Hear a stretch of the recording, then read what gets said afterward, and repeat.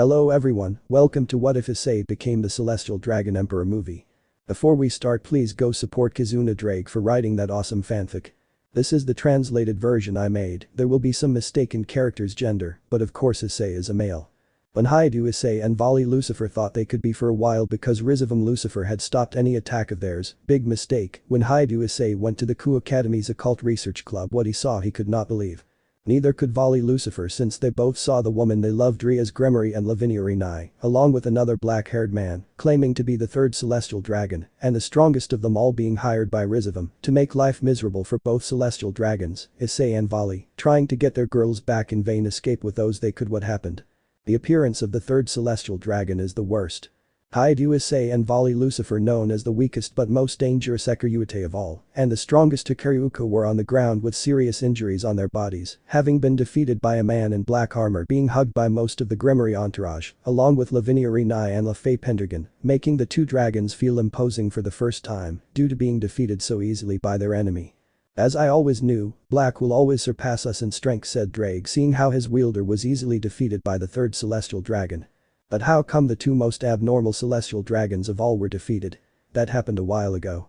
Hyoudou, Issei, after having defeated Euclid Lucifuge with a copy of the boosted gear, had managed to take a little time of peace by not knowing anything about Rizevim, time that he took to be with his girlfriend Ria's Gremory, the woman he loves the most or loved along with his harem, her the one that was once his. But one day he had a talk with Ddraig that left him somewhat confused, but it would be the one that would change his life that day. Hey buddy, we have to talk about something important, said Ddraig seriously. Of course Ddraig, what's going on, asked the brown-haired man sitting on the bed in his dorm. Remember that they told you about us, that we were the celestial dragons, Welsh dragon and vanishing dragon, is N''T that so, Ddraig said, and the brown-haired man nodded. The truth is that there was a third one who was far superior to the two of us, even rivaling the power of the current Ophis, or I could say greater. There really was someone like that, said the brown-haired man, surprised. How is it possible that he existed there, and you never told me anything about him? That's simple, only we dragons knew it. He was little known, but no one would forget his power, said Ddraig seriously. The few idiots who stood in his way were annihilated, and it was the true cause of the death of the biblical god in the original mass. I thought it was you too, said the brown-haired man, confused. You told me that it was the celestial dragons who caused the death of the original mass and the biblical god. In a way we were guilty, since he was attracted by our power and attacked everything around the combat zone, where the leaders had to act once again, and perhaps if it had N''T been for our fault they would still be alive, said Ddraig seriously. They gave their lives to stop the dragon that could be given the category of demigod, but for us a dragon can only be a king. A celestial or a god, so it was left in the celestial category, since to be a god, he would have to rival Ophis, Ouroboros and Great Red in all his power, which was impossible for him. I see, said the serious brown-haired man.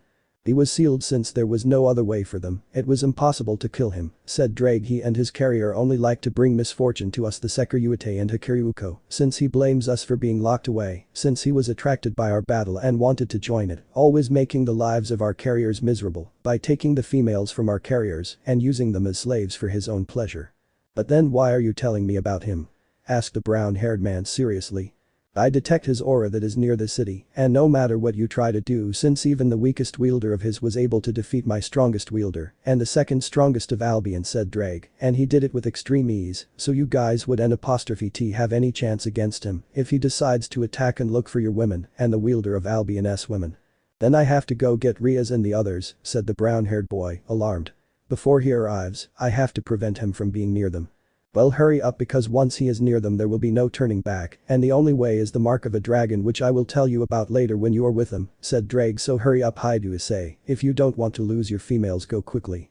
I will do it, said the brown-haired boy, leaving his room, and at the same time the residents, without knowing that his rival Vali Lucifer had had the same conversation with Albion and was also going at high speed towards the Kuoh Academy, where for some reason all the girls, or most of them, were gathered there. But even though they wanted to make a portal or magic circle to the academy, it was impossible for some reason, so they both ran or appeared as close as possible until they both crossed paths and understood everything, so they decided to go together for the girls. Even though when they arrived they didn't believe what they saw, since their girls were already giving him affection to a black-haired Bishonen who emitted a strong dragon aura greater than that of Issei and Vali together, which made both of them enraged when they saw how he put his hands on Ria's Gremory and the other girls, except for two who were not present, and Vali seeing how he put a hand on Reincarnation. One of the only ones or so it was that could make the young descendant of the original Mao blush, in addition to having the magician Lefay Pendragon and Ravel Phoenix doing the same as the rest. Both dragons were extremely furious seeing that scene. Introducing the opening song will take a while, but that's how it is in the original XD. Who are you cursed to be touching Ria's, so stay away from her or you will die, said the furious brunette activating the boosted gear. Come on, don't get mad, I'm just having fun with my new girls, said the black-haired man smiling, but let me introduce my name, Sean, and I am the third celestial dragon, the Sekiryuutei, Black Emperor Dragon, bearer of the kizunaddraig Sen, Dark Lightning Dragon, the third most powerful dragon, and you weaklings will never be able to defeat me. I don't give a shit who you are, damn Bishinin, but nobody lays a hand on Ria's, said the furious brunette balance breaker. Welsh dragon balance breaker roared Ddraig activating the red dragon emperor armor. And what about you Sekiryuutei or do you want to kill me? Said the black-haired man kissing Lavinia passionately which made Vali Lucifer's blood boil. Damn you, don't touch Lavinia balance breaker the albino shouted in anger. Banish and dragon balance breaker roared Albion, activating the white emperor dragon armor. Well, your power has increased a little, said the black-haired man smiling, but it still won't be enough, and they need a man like me to be satisfied and not brats like you too. Damn it, keep quiet, said the brown-haired and the albino, directing the black-haired man to hit him, but being surprised at what he did, stopping his fists as if they were nothing impossible. These are not lows, these are blows, and you will see it, said the black-haired man pulling both boys and hitting them in the chests, sending them against the wall crashing them against it you see, you will never be at my level, and to fight freely, I will ask for help from an old friend of mine. Saying that he snaps his fingers from which an albino man comes out which made the two carriers enraged since it was Rizevim Lucifer. Oh Sean, it's been a while, said old Rizevim smiling. That's right, Rizevim, and I wanted to ask you if you could create a pocket dimension for me so I can face them without any problems, said the black-haired man, smiling. Of course, it's all because of an old friend, said the old man smiling and creating a pocket dimension you can do all the mess you want, I'll stop it. Let me take care of it, said the black-haired man smiling so you too, as I already told you, will never be able to beat me, not even your strongest senpais could beat the weakest of my senpais, so you have no way of beating me. Maybe it's because they didn't have what we have so Vali walked, said the brown-haired boy smiling. Very well Hyoudou Issei said the albino smiling. Both began the chant to release their highest forms. Crimson Cardinal Queen shouted the brown-haired boy activating his crimson form. Imperio Juggernaut Overdrive shouted the albino activating his silver form. Now it's better for you to give up since it's impossible for you to defeat us, they both said smiling. We'll see about that said the black-haired man, materializing a black gauntlet with a green gem balance breaker. Lightning Dragon balance breaker the voice of the black gauntlet resounded, appearing in armor as black as the endless night. The power of the black armor was superior to the silver and crimson of Vali and Issei, which surprised them quite a bit. Impossible with just his balance breaker he already surpassed even my silver form, said the albino surprised it should be impossible, I have the power of a god with this one. Maybe it's true that in that form you have the power of a god, and the Sekiryuutei in that form has the power that rivals a dragon king like Vitria at most, said the black-haired man with his black armor, but my power only in this form rivals a celestial dragon, so it's useless for you to face me, even if it's both of them at the same time. I don't care about that said the chestnut tree, creating two cannons on his wings. Vali, let's finish him off right now. Very well Hyoudou Issei said the albino seriously charging power in his two hands, I think it's time for you to die damn it. Ddraig increases said the brown-haired boy seriously. Boost X50 Ddraig's voice resonated with several boosts. Let's go all out Hyoudou Issei said the albino launching a gigantic torrent of silver power. Crimson Dragon Blaster shouted the brown-haired boy, launching an enormous torrent of power from his wing cannons. Both torrents hit the armor, creating a gigantic black cloud of which nothing could be seen. Will we have achieved it? Asked a serious brown-haired man. I don't believe it, but it's certain that he is very weak, said the albino smiling to change it to a great surprise impossible is impossible. From the black cloud comes out a darker armor and without a single scratch from that enormous torrent of power which left Issei and Vali incredulous. We used a lot of power and he's still alive, said the brown-haired man surprised how is it even possible. I told you, their power only tickled me, at most that would have hurt Rizevim to a certain extent, but not me said the black-haired man smiling, and even if you manage to defeat me, which is now impossible for you too and will continue to be impossible, my new girls will not return since they have my mark, and unlike yours who have to have hex to avoid this, I only have to give them a kiss, and they will be permanently mine. Damn you said the furious albino you're going to pay for having laid a hand on Lavinia. Saying that, the albino went at high speed, hitting the black-haired man in the face with such force that it made the ground shake, but it was useless. "Damn you," said the furious albino, "I'm going to kill you. For you Vali Lucifer is impossible," said the black-haired man, hitting him in the stomach and throwing him far away. Vali screamed in pain upon feeling such a blow. "And you who are Sekiryuutei," said the black-haired man, drawing the attention of the brown-haired man, "are you going to try to get your master back, even though it is impossible, since she is completely mine?" "Damn you," said the brown-haired man, increasing the size of his gauntlets and launching himself against the furious black-haired man. "I'm going to kill you, you damn bastard." Solid impact. Saying that, Issei hits him with all his strength, but the result was the same and he ended up being hit by the black-haired man, injuring him worse than Vali. "Come on, they are not the Sekiryuutei and the Sekiryuutei that have made so much fame, they will never even be able to be my shadow, ha ha ha ha," said the black-haired man, laughing. Damn you," said the brown-haired man, trying to get up but losing his crimson armor, leaving him even weaker. "I will never give up. You are persistent just like the Sekiryuutei," said the black-haired man, putting a hand on him, stopping a huge amount of attacks. "Well, it seems there are unexpected visitors." In the sky there was a black-haired woman with demon wings, and the fallen one was Hyoudou, an albino woman with armor was Roswis, another black-haired woman, but with cat ears and tail was Kuoh, and a silver-haired woman with red eyes and fallen angel wings was Penemu, the cadre of Gregory. The women came down and stood in front of the albino and brown-haired man.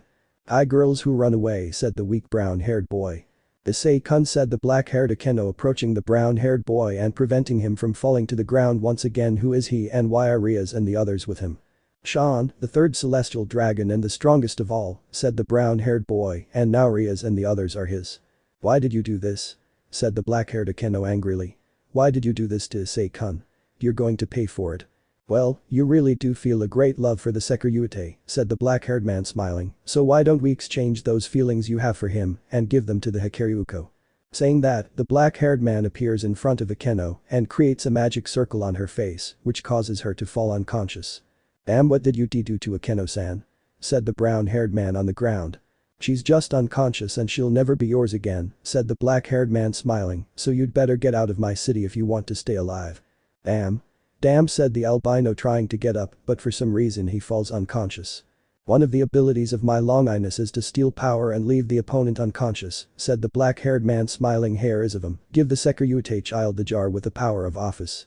"It seems fine to me. If I have you on my side I will never need her again," said the old man, smiling, throwing a bottle to the brown-haired man, who falls into his hands. "Take it as a gift for having lost your women, Sekiryuutei, ha ha ha ha." Damn, said the furious brown-haired boy, falling unconscious. "As I always knew, Black will always surpass us in strength," said Ddraig seriously. "That is, they will never defeat me, so leave as quickly as possible or I will regret it and kill them or make them mine," said the black-haired man, smiling, "and do not try to go to Underworld, Heaven or Asgard, because you will soon be seen as enemies of the factions." And so the girls retreat with both celestial dragons without knowing where they would go. New lives for Issei and Vali. Right now Hyoudou, Issei and Vali Lucifer were in the real Hyoudou, in one of the rooms of the temple of Yasaka, the Yokai leader, and one of the few who has not yet made the alliance with the three Christian factions. Both dragons were still unconscious after the humiliating defeat they had against Sean, the bearer of the third celestial dragon and the most powerful of the three. Even though Issei and Vali used their best form, it was useless against Sean, who with only using his balance breaker, managed to defeat both dragons without any difficulty. But what happened in the underworld? That simple. Shortly after Issei and Vali were defeated by Sean, the Sirzechs Lucifer, Siskun and Seraphol Leviathan went to the Kuoh Academy, where they found Rias and most of her entourage, along with the black-haired Sean, where the Crimson Mayu asked his beloved sister, Siskun, what happened and where the Sekiryuutei Hyoudou Issei, her fiancé, was, and even more, why she was hugging the black-haired man, and as they should know, she lied. The princess of Ruin, Rias Gremory, said that her former pawn Hyoudou Issei had lost his sanity and had allied himself with the Cow's Bridge, along with the Valkyrie Roswis, Barakiel's daughter Hyoudou, and the cadre Penemu. In addition to that, both he and the three of them, in addition to Vali Lucifer and Kuoh, tried to attack Rias and her entourage, and if it weren't for the young black-haired man, they would have died, in addition to possibly destroying the entire city of Kuoh. The Sirzechs couldn't believe what his sister was saying, but she was still his precious sister who would never lie to him, and he ended up believing the whole made-up story. Super Siskun, there's a damn cough XD that his beloved sister told him, making both the Sekiryuutei Hyoudou Issei and the Valkyrie Roswis, the daughter of Barakiel Hyoudou, and finally the cadre Penemu, to be searched by the underworld in heaven. But not everyone took that news as true since not everyone in Gregory accepted it. Those who opposed it were the cadres of Gregory, among them Betrayal and Azazel. Akeno's father could not believe that his beloved daughter, Pederast, could do such a thing, and Azazel did not believe that Issei would do such a thing, and even more Penemu, since she had known her almost her entire life. Which brought doubts also among the other cadres of Gregory, making the alliance with the factions of heaven and the demons more unstable. And Asgard, the father god, could not believe what he heard. Reason. He knew the Sekiryuutei and knew that he could be an idiot, but he would never betray the demons, for she was her bodyguard, and he knew that maybe the poor Valkyrie never had a boyfriend, but she would never betray the alliance, and finally with Vali, he was her adopted son, and she knew that he would not do it, because even though they did not get along very well due to the perversion of old Odin, when the companions of the Albino's group were there, she knew that he would not do such a thing once again. Broswis's grandmother Gondar couldn't believe that her granddaughter had done that. She had known her since she was born and would never do such a thing as dishonor her family, as well as the name of the Valkyries, so she decided to investigate thoroughly the information given by the demons. On the part of heaven, although at first they did not believe the words of the current Mao Lucifer about what the Sekiryuutei did, once they were repeated by his representative Hyoudou, they could not say otherwise and ended up believing everything, even though Seraphim Gabriel was a little hurt because she felt something more than friendship for the young Sekiryuutei, but decided to put her feelings aside, almost erasing them forcibly, in order to continue with her duties as Seraphim. Well, what happened in a few words? That simple. Hyoudou Issei stopped being seen as a hero to be seen as a criminal, and his Dragon Op show was cancelled, and what happened? Well, that simple. Now Sean is considered a hero, and they gave him the show that was Issei's, making the Sekiryuutei look like the villain who wanted to hurt Princess Witch, as she is known by the children Ria's Gremory and her hero the Black Knight Sean, although the latter did not care in the least as long as the Sekiryuutei was seen as a villain.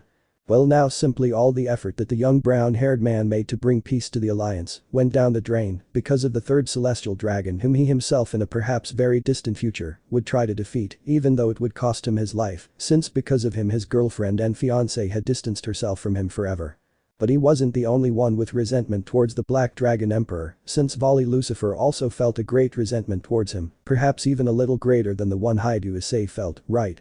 The Black Dragon Emperor had snatched Lavinia Rinai from the few women who made the current Sekiryuutei blush, and perhaps his hidden love, wanting the black-haired Sean dead, even though he could ask for mercy.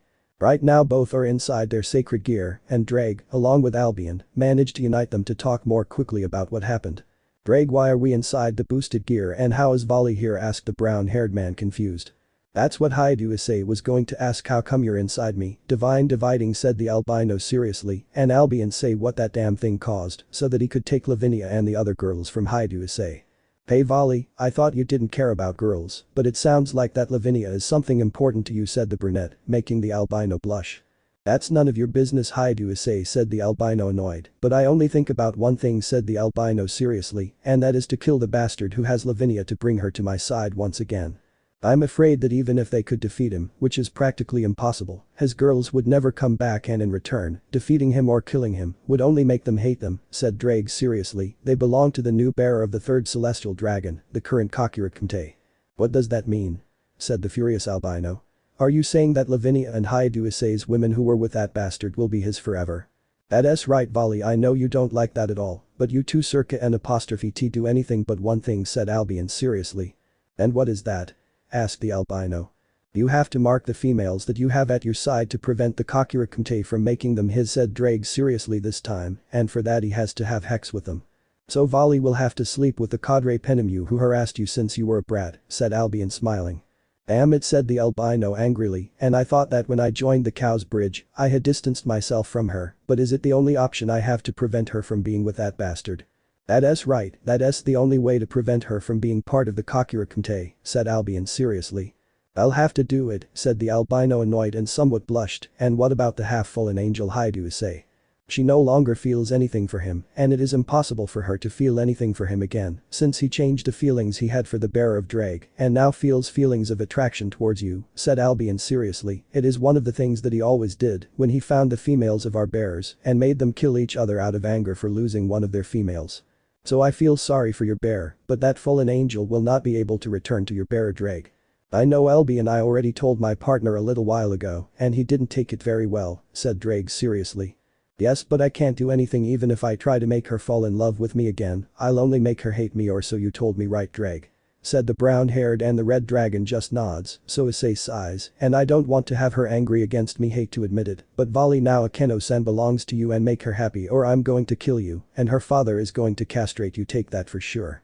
Very well Hyoudou Issei, said the albino somewhat nervous by what the brown-haired man said, and I'm sorry for having taken your wife from you, it was never my intention and I never thought so.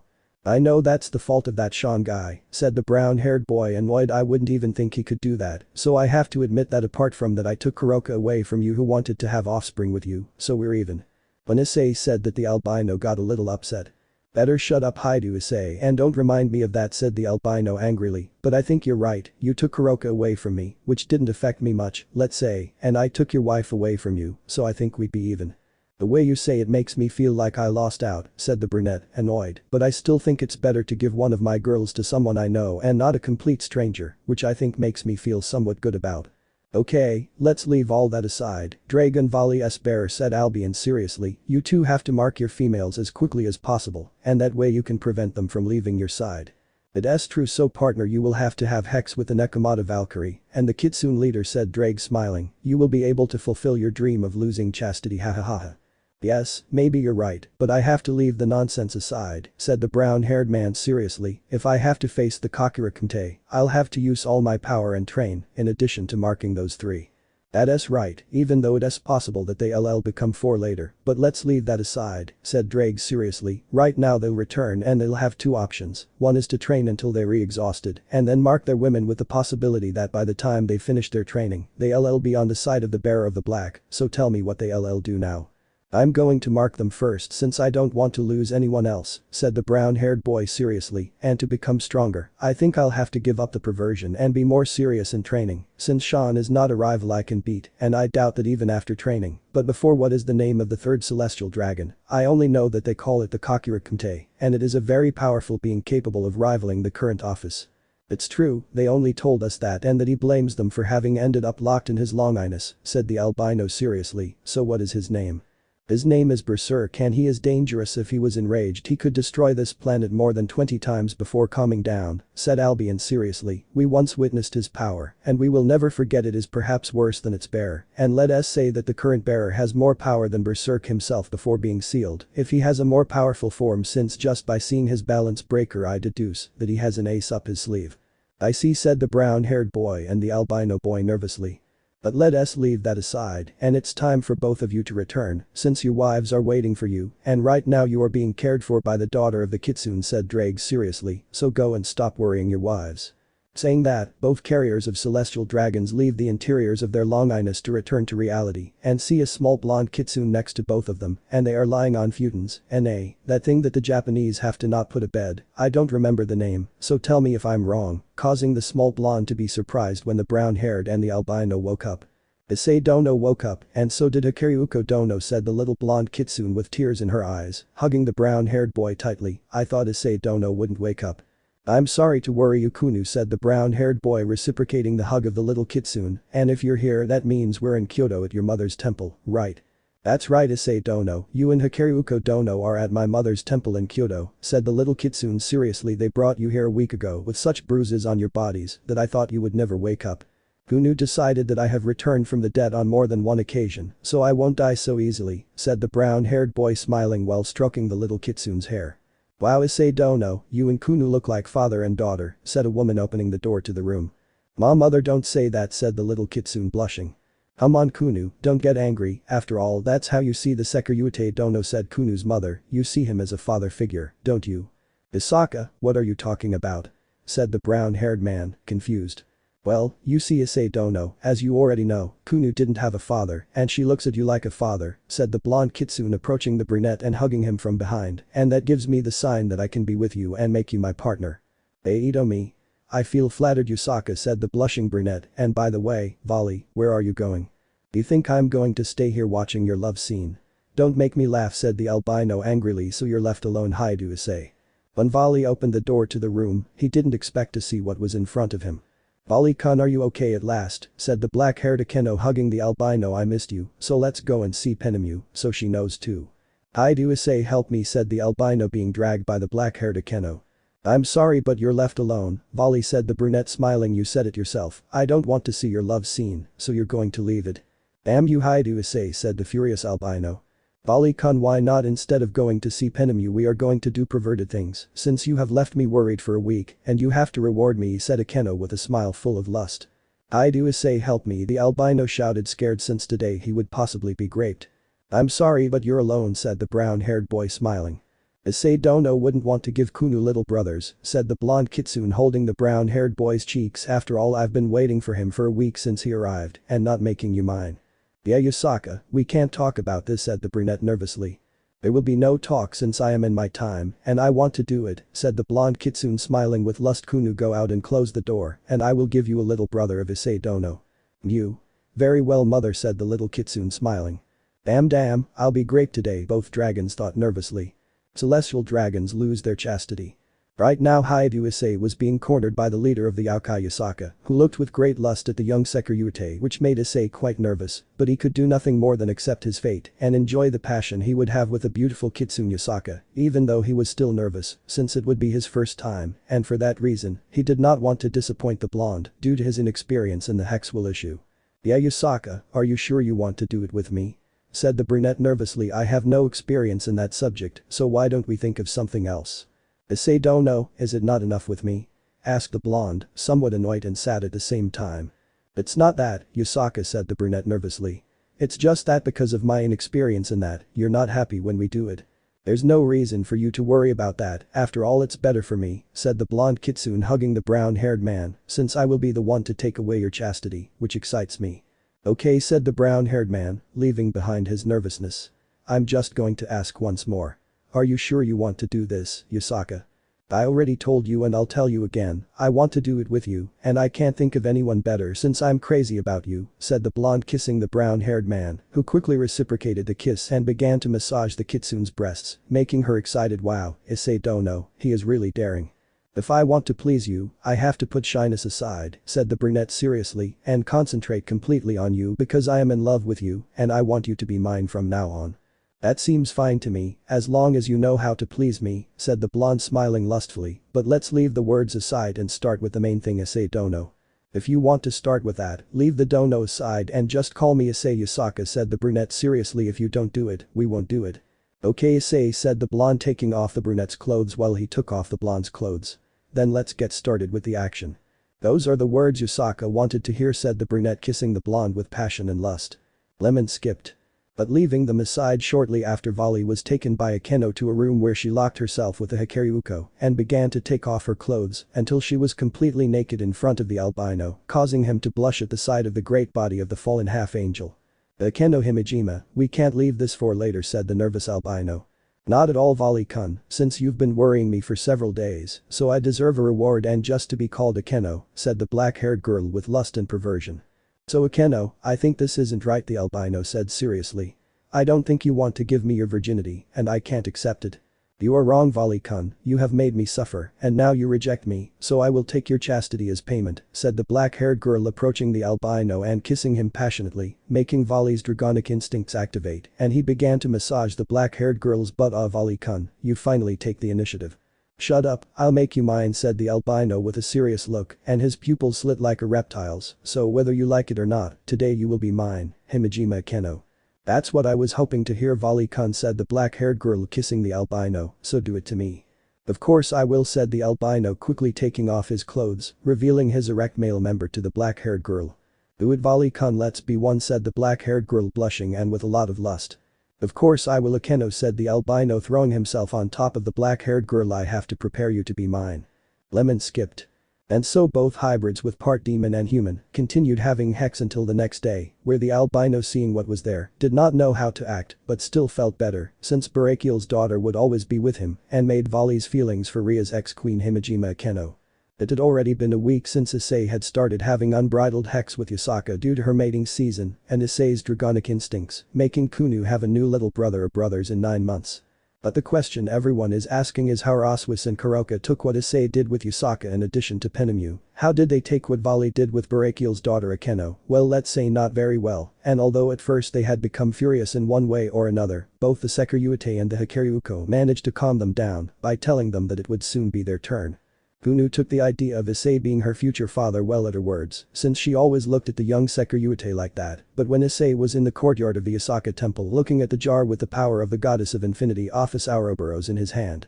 So this is the power of Ophis, said the brown-haired boy looking at a jar with a large amount of black and purple liquid inside it, but what the hell am I going to do with this? I don't think I'll use it, maybe I'll die with so much power in my body without training. Issei, what is that? Said a woman behind the brown-haired man, from her voice you could say she was a girl. Oh, Ophis, said the brown-haired boy, surprised to see that the goddess of infinity Ophis Ouroboros was behind him. You see, this is your power that Rizevim Lucifer had stolen from you. Seriously, said the black-haired woman in surprise, and what will you do with it? Would you perhaps absorb it to obtain the power to defeat the bearer of Berserk? How do you know? The brown-haired man asked, surprised. I know a lot of things, Issei, said the black-haired girl, smiling. Well, leaving that aside, I don't plan on using it since I want to obtain power for myself, apart from the fact that there are possibilities that I will die if I use it, said the brunette nervously, so it will be yours, Ophis. Really? Asked the little black-haired girl, and the brown-haired boy nods, taking the bottle where they had the power that was stolen from her, and it quickly entered the black-haired girl's body, drastically increasing her power. I'm finally complete, thanks, Issei. It wasn't that bad, Ophis, I just handed over something that's yours, said the brown-haired man, smiling, making the goddess of infinity blush. Issei has decided, I will be by your side and I will be one of your partners, said the lowly goddess, hugging the brown-haired boy from behind, so I will be by your side forever. I'm glad in a way, Ophis, said the brown-haired boy, smiling. Night of Passion 1. Well, as you already read in the title, this will be the second part of the Lemon, which will be about Issei's Kuroka and mating season, and Valak's Penemu. The last one will be only about Issei and how they plan to find a solution to try to get rid of the third celestial dragon and his training, so without anything else, let's begin. Right now Hyoudou Issei was sitting on one of the sofas in the Yokai Yusaka temple, thinking about what he would do. Now he was being wanted by the underworld in heaven and possibly being wanted in the future by Grigory's and the Nordic factions. But even so, he didn't think about it alone, since Vali Lucifer was in front of him also thinking about what they would do, but even more thinking about how to kill the third celestial dragon. Perhaps he already had a girl who could fill the void left by Lavinia Rinai after she was forced in a way to move away from the young Sekiryuutei. And you wonder who is she who now fills Vali Lucifer's heart? Well, she is Himejima Akeno, the ex-queen of Ria's Gremory, and also one of the previous couples of Hyoudou Issei the Sekiryuutei, who because of an attack by Sean, she ended up losing any feeling of love towards the Sekiryuutei and changed it for one towards the Sekiryuutei. Even though Issei at first did not see it in a good way, he could not do anything, and in the end, he had to accept it. Although he was not alone, since he was now in a relationship with the Yokai leader Yusaka, with whom he had finished his mating season a few days ago, and with whom he spent a week with Issei, and now she was pregnant with Issei, since they had sexual relations for more than 170 hours and in the mating season, so it would not be crazy that she had become pregnant. That possibility, which should already be considered a reality, made the Valkyrie Roswis, the Nekomata Kuroka, and even the goddess of infinity Ophis Ouroboros feel furious, so they would make their plan so that they could also have Hex. They made a challenge in which the Nekomata Kuroka ended up as the winner and the one who had the right to have Hex first with the brown-haired man. And how opportune, one could say, since she was now in her mating season, which gave her the advantage of being able to get pregnant by Hyoudou Issei and be on par with Yusaka as the official wife of the Sekiryuutei. Although they were not the only ones who did not stay still when they knew what happened when she found out that the Sekiryuutei was no longer chaste. I am referring to Penemu, Grigory's Hexicadre, who on that same day would sleep with the current Sekiryuutei, being marked by the descendant of Lucifer and thus being the second to have Hex with him, but she would not give up on being just his lover since she had planned to be the first in his heart. Something for which she would fight with Akeno, for that she would have Hex today, or rather tonight, just as Kuroka would have it with Issei. Leaving that aside, Vali now had an idea of what to do now that they would be wanted by the factions and the Cow's Bridge. Hey Hyoudou Issei, we'll form a team so we're not allied with any faction and avoid causing problems for your partner, the Yokai leader said, the serious albino. If you're right, I don't want to cause problems for Yusaka either, and it's best to stay away from her for a while, said the brown-haired man seriously, even though it hurts to leave her. Do you have any reason why it hurts you to leave her other than the fact that she is already your wife? Asked the curious albino. Well, how do I put it, said the brunette a little blushing. She is pregnant with my baby. Well, I don't know for sure 100%, but she was in her mating season and we did it for a whole week, so that is very likely, plus I found out that she was left by her partner several years ago and I don't want her to suffer because of that again. Well, I don't have much to tell you, Hyoudou, Issei said the albino, somewhat surprised by what Issei told him, but I think you're right, she is marked by you, she is possibly pregnant with you, and she also suffered the abandonment of her first partner, so it makes sense. Yes, said the brown-haired man sighing, but I have to do it so that he is safe. It hurts me to do it, but I have no other alternative because of Sean. You're right, we've suffered a lot for him, but we have to put that aside, said the albino seriously, so will we create the group or not? Very well, but first we will have to train even more since I hate to admit it, but we are just insects compared to him, said the brunette seriously clenching his left fist. You're right, said the albino, doing the same as the brown-haired man, but we still can't let that get the better of us, and we must improve on our own and seek revenge once we face him. You're right, said the brown-haired man seriously, besides, we have to obtain a new form since neither in my crimson form nor you in your silver form could we touch it. You're right, but when he was about to finish saying something he feels some breasts on his back as well as a warm hug, which makes him blush a lot. Wow, Vali, it seems you've cheated on me with Betrayal's daughter, and that deserves a punishment, said the silver-haired Penemu with a lustful tone which makes Vali blush even more, so why don't you reward me for your infidelity? And? I was never in a relationship with you, said the albino blushing, since I was little you tried to grape me, and now you can do it because I don't want you to be on the side of that bastard. So let's go, said the silver-haired woman, dragging the albino along the floor. It's my moment to enjoy with you, even though I wanted to be the first to take away your chastity, I'll have to be the second, but that doesn't mean I'll be the one who enjoys it the least, Vali. Fuck, said the defeated albino, we'll talk later, Hyoudou, Issei. I have to stop him from taking her, even if I don't like the idea.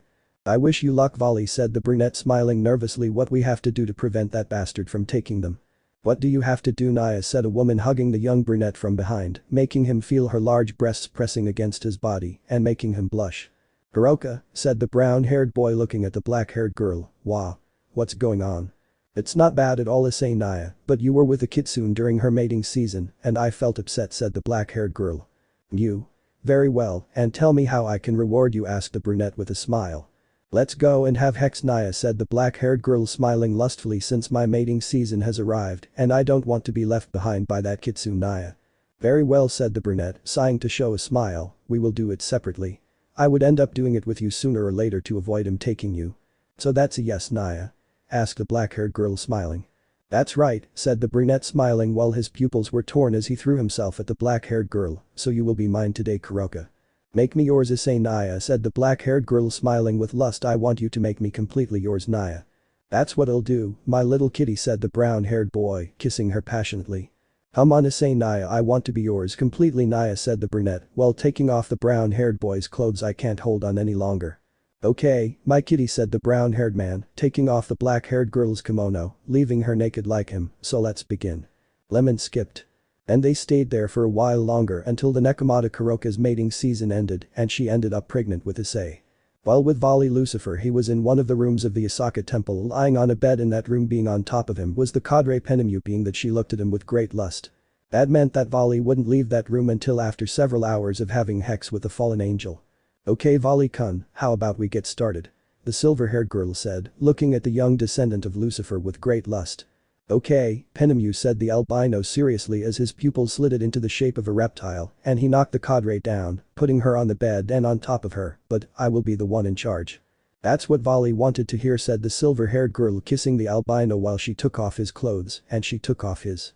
Very well, said the albino smiling and putting his erect member in front of the silver-haired girl's wet intimacy. Lemon skipped. And so both continued having hex until the early hours of the next day, where both remained asleep embracing each other, while from the intimacy of the cadre came out the white liquid of the descendant of Lucifer. Night of Passion 2. It had already been a week since Issei had had hex with Kuoh while she was in her mating season, which would cause a pregnancy just like with Yasaka, which is why Issei was somewhat nervous regarding both of them, since if they were pregnant, he didn't know if he was ready to be a father, but even so, he would have to take responsibility for what he did, and in a way he didn't care if she got pregnant, since they would be by his side even more. Well, with Vali it is that whole week that Issei had been locked up with Penemu and Himejima Keno. They have been doing it very often, well, not to say that it is daily, since once they had a threesome which only made Vali fall a little perverted, but this was only activated when he had relations with the two hexiest fallen angels of all. Leaving that aside, Hyoudou Issei was currently having a conversation inside the boosted gear with Vali Lucifer, who was inside, since he could access it, as long as Ddraig and Issei accepted, and Albion's soul was also inside, although when Vali withdrew, he went with him. Ddraig, among the tragedies that Berserk has brought against you, is there any more? The brown-haired boy asks seriously.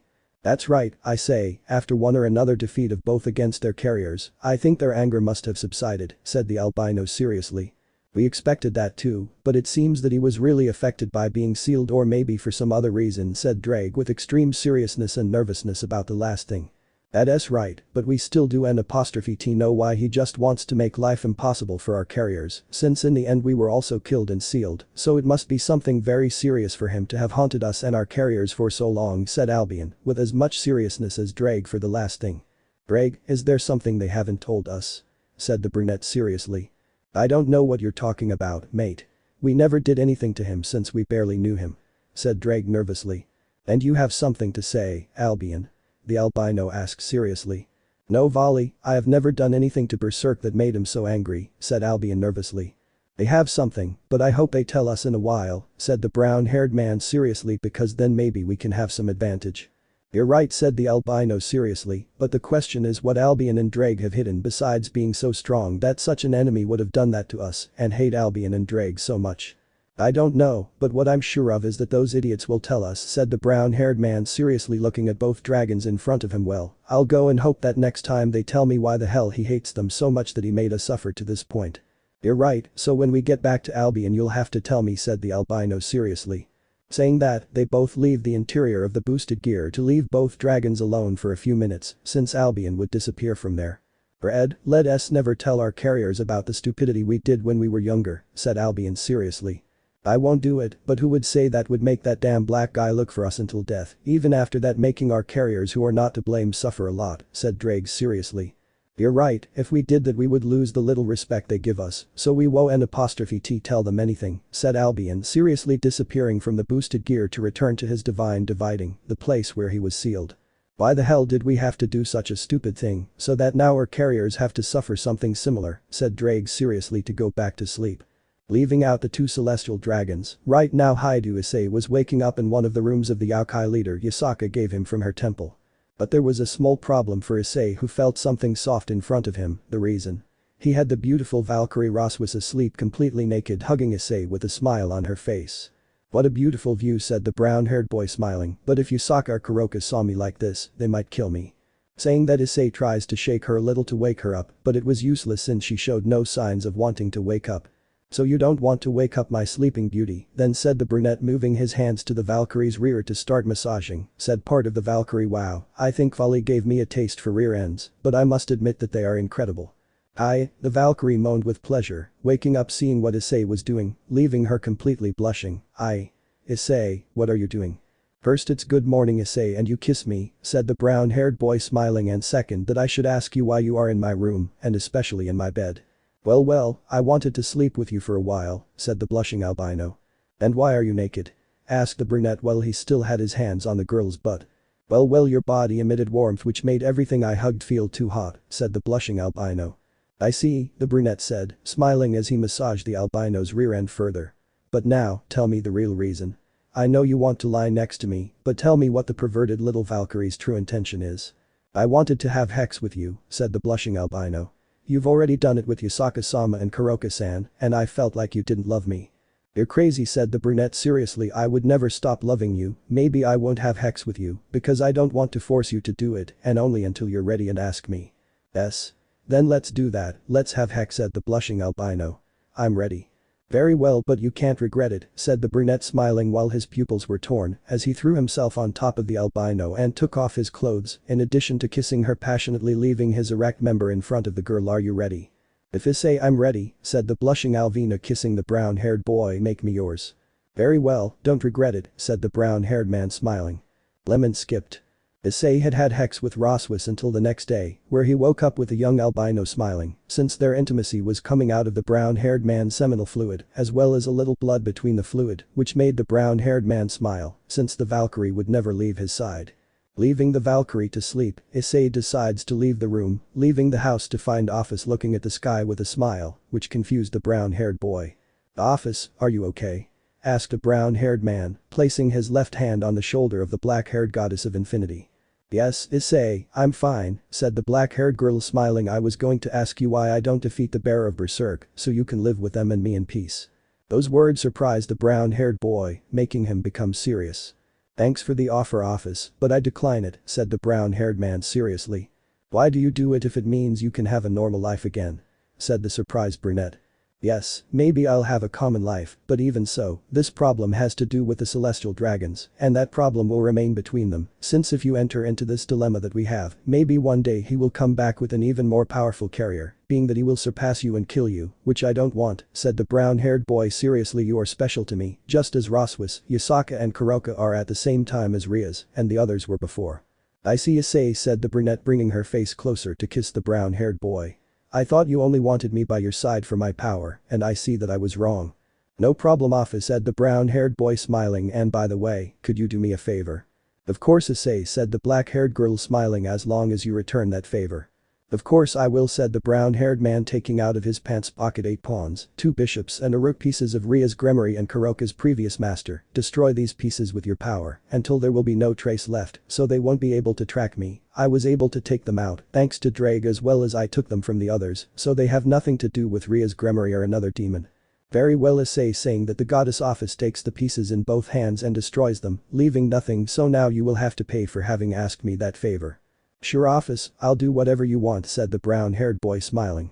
"Then you're going to do the same thing you did to the Valkyrie, the Nekomata and the Kitsune," said the goddess Ophis, smiling with a slight blush. "Are you sure?" the brown-haired man asked, a little nervous but not wanting to show it. "After that, you'll be mine forever." "Of course, Issei," said the brunette, smiling to kiss the brown-haired man once more, "and seeing that with this small body, I won't give you satisfaction, I'll change." Saying that, Ophis's body begins to change, her height increases until she is on par with Issei, her breasts grow quite a bit, her hips increase more, and her gothic lowly dress fits her new body. At first glance for Issei, the goddess of infinity Ophis looked very beautiful. "What do you think of my new body, Issei?" asked the goddess, smiling. "You look very beautiful," said the brunette, smiling. "So we have to do it now," said the brunette, creating a pocket dimension where the two of them were alone. "Let's get started." Saying that, the goddess of infinity throws herself against the brown-haired man, causing him to fall to the ground and kissing him passionately while slowly removing his clothes until he is completely naked. "Wow, Ophis, where you learned to kiss," said the blushing brunette. "That was a great kiss. I had seen how you did it with the other females, so I wanted to do it too," said the brunette, kissing the brown-haired man once more. "So it's time to start."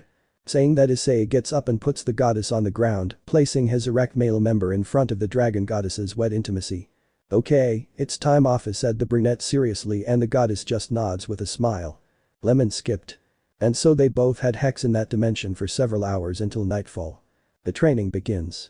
Hyoudou, Issei and Vali Lucifer were in the living room sitting on the armchairs of the temple of Yasaka, the Yokai leader. They were planning about their training and how they would carry it out to become stronger than they already are. Issei had Yasaka on his right side hugging his right arm and Kuroka hugging his left arm. Ophis took her gothic lowly form to be on Issei's legs.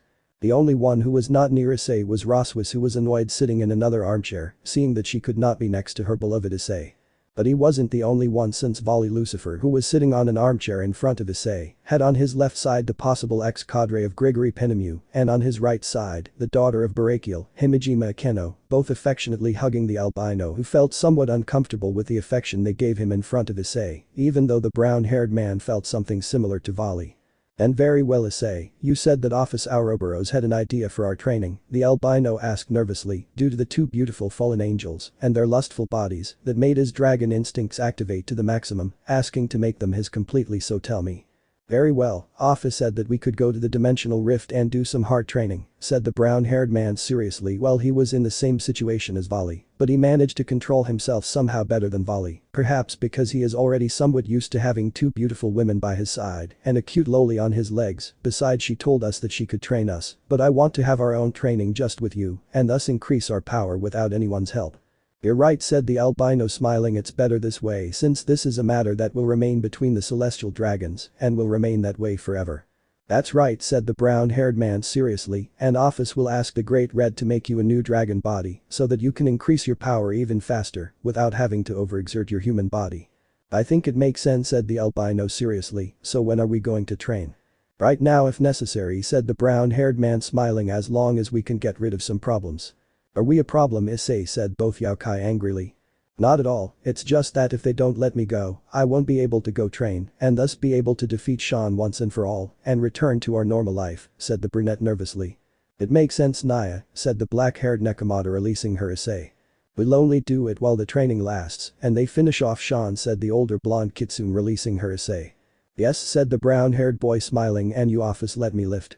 This is my place, said the black-haired woman annoyed, but since I'm going to take you to training, I will. Saying that, Ophis gets off Issei's legs. Okay, Penemu and Akeno, can you let me go? The nervous albino asked. Don't you want me with you, Vali? They both said seriously.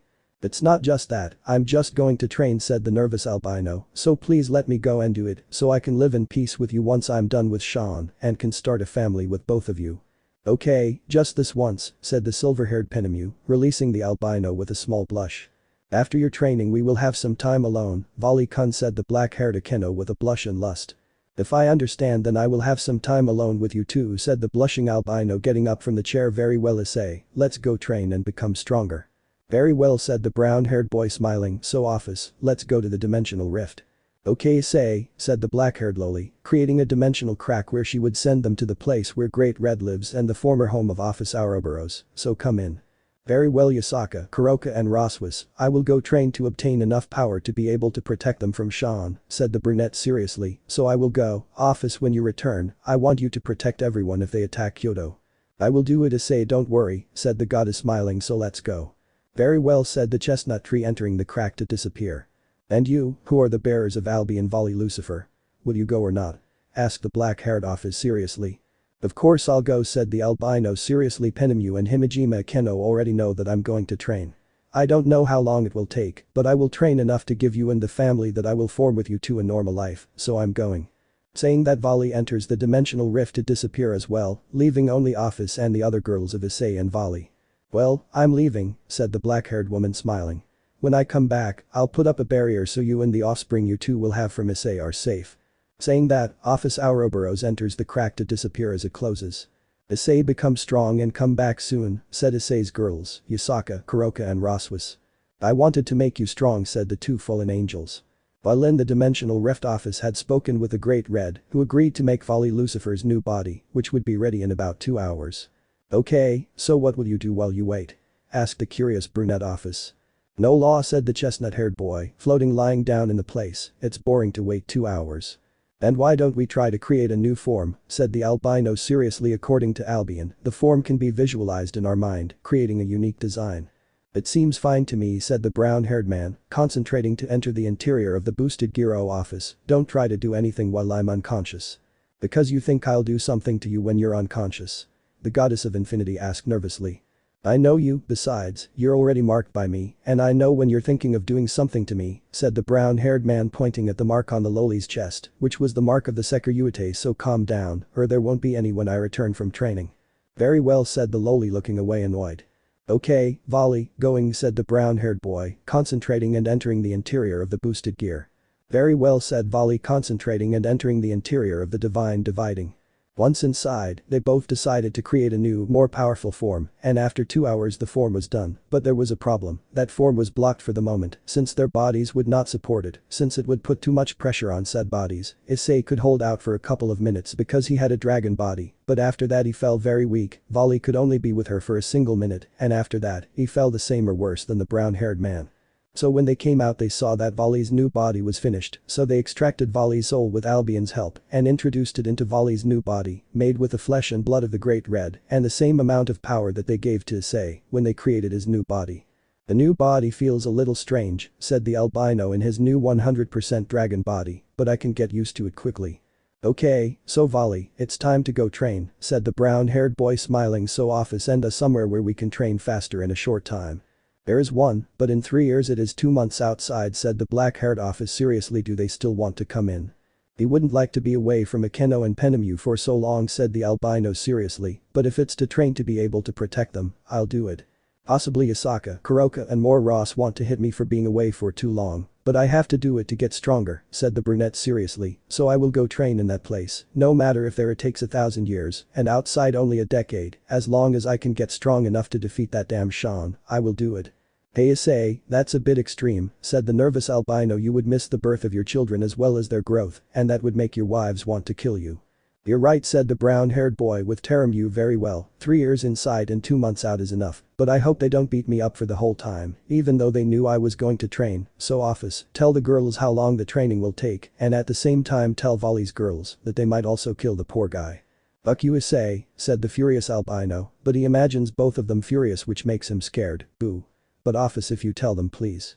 I will do it, don't worry, said the black-haired loli, smiling so red I will open the crack in the place and don't let them out for 2 months. The great red just nods and opens a dimensional rift where Issei and Vali enter, to be closed shortly after by the same great red to not open for a long time. Well Red, I'm leaving. I'll come back when Issei and the bearer of Albi and Vali have finished their training, said the goddess of infinity Ophis, creating a crack to go to the real Hyoudou. While the dragon god of dreams Great Red settled down to sleep and rest for about 2 more months. Already in Hyoudou, Yusaka was seen with a serious look, but none of Issei or Vali's girls were there. The reason? The crimson Mau Sirzechs Lucifer was in front of her with a hologram. So Sirzechs Lucifer, what do you need from me? The blonde kitsune asked seriously. Do you think the Sekiryuutei and Sekiryuutei are here, because you're mistaken? I didn't come to talk about that. Well, in a way, yes, said the hologram of Sirzechs. I'll just tell you one thing, there will soon be a meeting of the factions where the triple-class SSS beings Vali, Lucifer and Hyoudou Issei will be hunted, the most wanted by the underworld, heaven, the Greek gods, and soon by Gregory and Asgard, so I thought that you, being the leader of the Yokai, would like to join our search for the Sekiryuutei and the Sekiryuutei. And it's not a request, it's more of an order. Are you forcing me to search for the one known as a hero, just because your beloved sister says he attacked her when there's no proof? The blonde asked seriously. That's the attempt to kill Riaz, which is unforgivable, in addition to trying to kill the ambassador of the angels, in addition to wanting to destroy the city of Kuoh, the pillar of the factions, said the serious Reed, and that is unforgivable. How do you know your sister isn't lying, said the blonde seriously, because for me what they are saying is stupid. Why did Hyoudou Issei, the one who saved the underworld from so many problems and helped the rest of the factions there, do that? And I think your sister is just lying and being blinded by the love you have for her. You can't reason. Am I pardoned, Leader Yusaka? The Reed asked seriously. I don't know how you look at it, but to me it seems like complete stupidity, which I completely refuse to support, said the blonde seriously. You just want to do a complete stupidity, so if you are killed by the power of the celestial dragons, I don't want to get involved in that. You think those weak dragons will be able to fight Ria's boyfriend? You're wrong, said the Reed smiling. Those two are not even a shadow of his strength, since when they tried to kill Ria's along with my sister's servants, the angel Arena, the daughter of the Phoenix Ravel, and the daughter of the Pendragon Lafay, which is why they will never be able to harm her. Maybe you're right, but don't think they'll let themselves be caught so easily by their silly sister's new boyfriend, said the blonde smiling, so they'll give everything to avoid being caught by such injustice that the underworld has brought upon them, just because of the stupidity of one of their leaders, who could be called a Siskin without offense. Do what you want and you will have 3 days to accept, or the underworld along with the other factions will attack the Yokai faction and kill everyone. Well, you will be the servants of the factions, said the serious Reed, and that's only because of the stupidity of your leader, so I say goodbye. That stupid Mau, the blonde said angrily. Issei is coming back soon. The dragons return to prevent chaos. It's been 2 months since Issei and Vali left the Osaka temple. She and Kuroka were already 2 months pregnant, making their grown bellies more viable but not exaggerated. There were still no traces of Vali and Issei's return from training, and the underworld, heaven, Gregory, Asgard, and the Greece faction have tried to attack the real Hyoudou to have that place under their control after Yusaka did not want to join the search for Vali and Issei. When she refused, she was seen as an enemy since they tried to attack the Yokai territory, which was useless since Hyoudou was surrounded by a force field greater than the power of all the leaders together, since that barrier was created by Ophis Ouroboros herself at Issei's request so that her girls would not be attacked as well as Vali's, ensuring that no one died. But Ophis had to go for the 2 dragons who had finished their training, or so the goddess of infinity hoped, as well as the girls who were there. But that was not a good idea, since when Ophis left, the barrier weakened quite a bit to the point that all the leaders in a single attack of their power managed to break the barrier into thousands of particles, making the soldiers of the factions go against the Yokai. It was a massacre, the Yaokai were reduced to only 30% in a few minutes due to the superiority in number and strength, the remainder were captured by the demons, mostly women. Right now the leaders were in front of the wives of the two celestial dragons who wanted to capture them alive, and the leaders were greatly surprised to see the leader Yusaka and the Nekomata Kuroka pregnant, knowing that the only one who could impregnate them was Issei, assuming that the children they would have would be from the Sekiryuutei Hyoudou Issei who was wanted throughout the underworld. Come on Yusaka, so that's the real reason why you didn't want to join the search for the triple SSS criminals, said the Crimson Mau seriously with an icy gaze. This is unforgivable. You and the woman at your side will be imprisoned by the Alliance, since you not only opposed it, but also kept the most wanted criminals under wraps. That has nothing to do with you, said the blonde Yusaka with her daughter behind her in fear, so get out of here, you have nothing to do with us, so get out.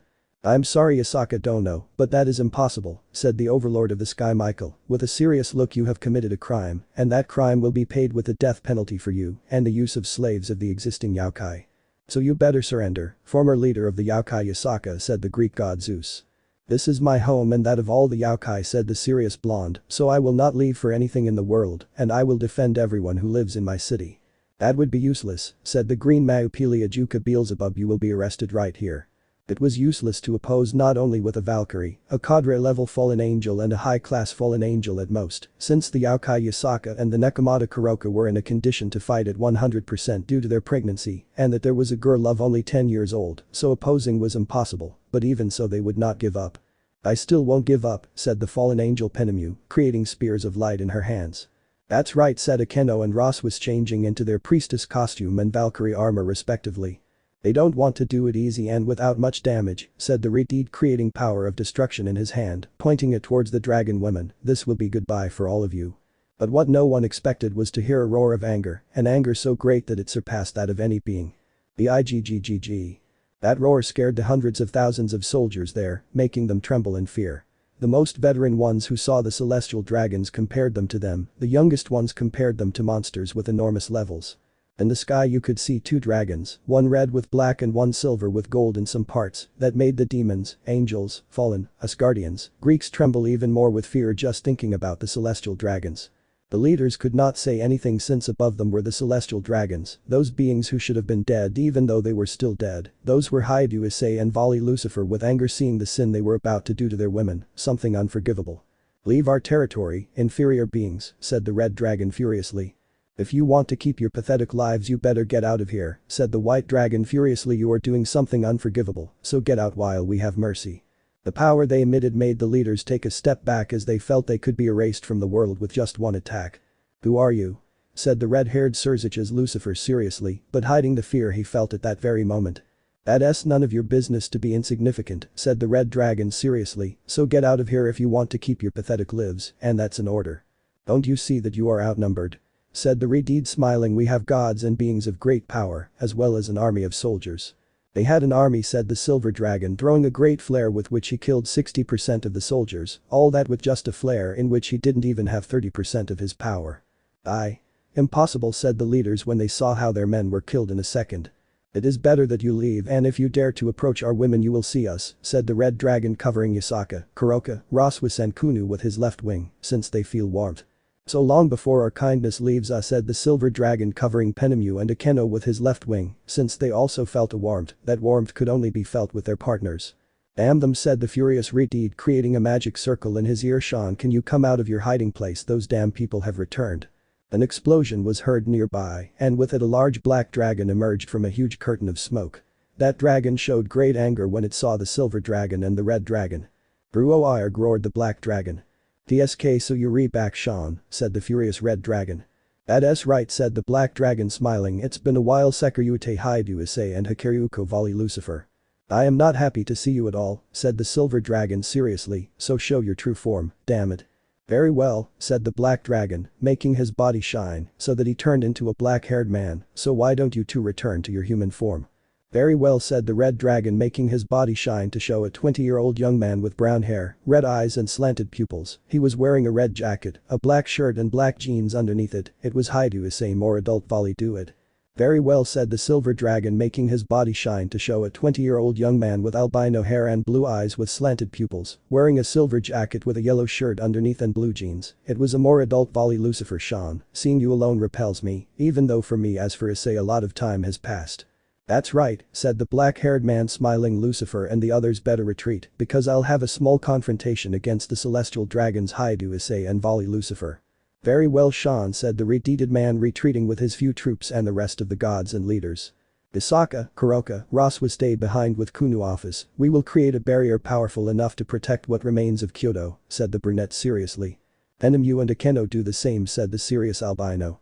All the women gathered together and Ophis appeared in front of them, creating a force field of great power. Issei, this will be enough, said the goddess of infinity seriously, so go somewhere else to fight.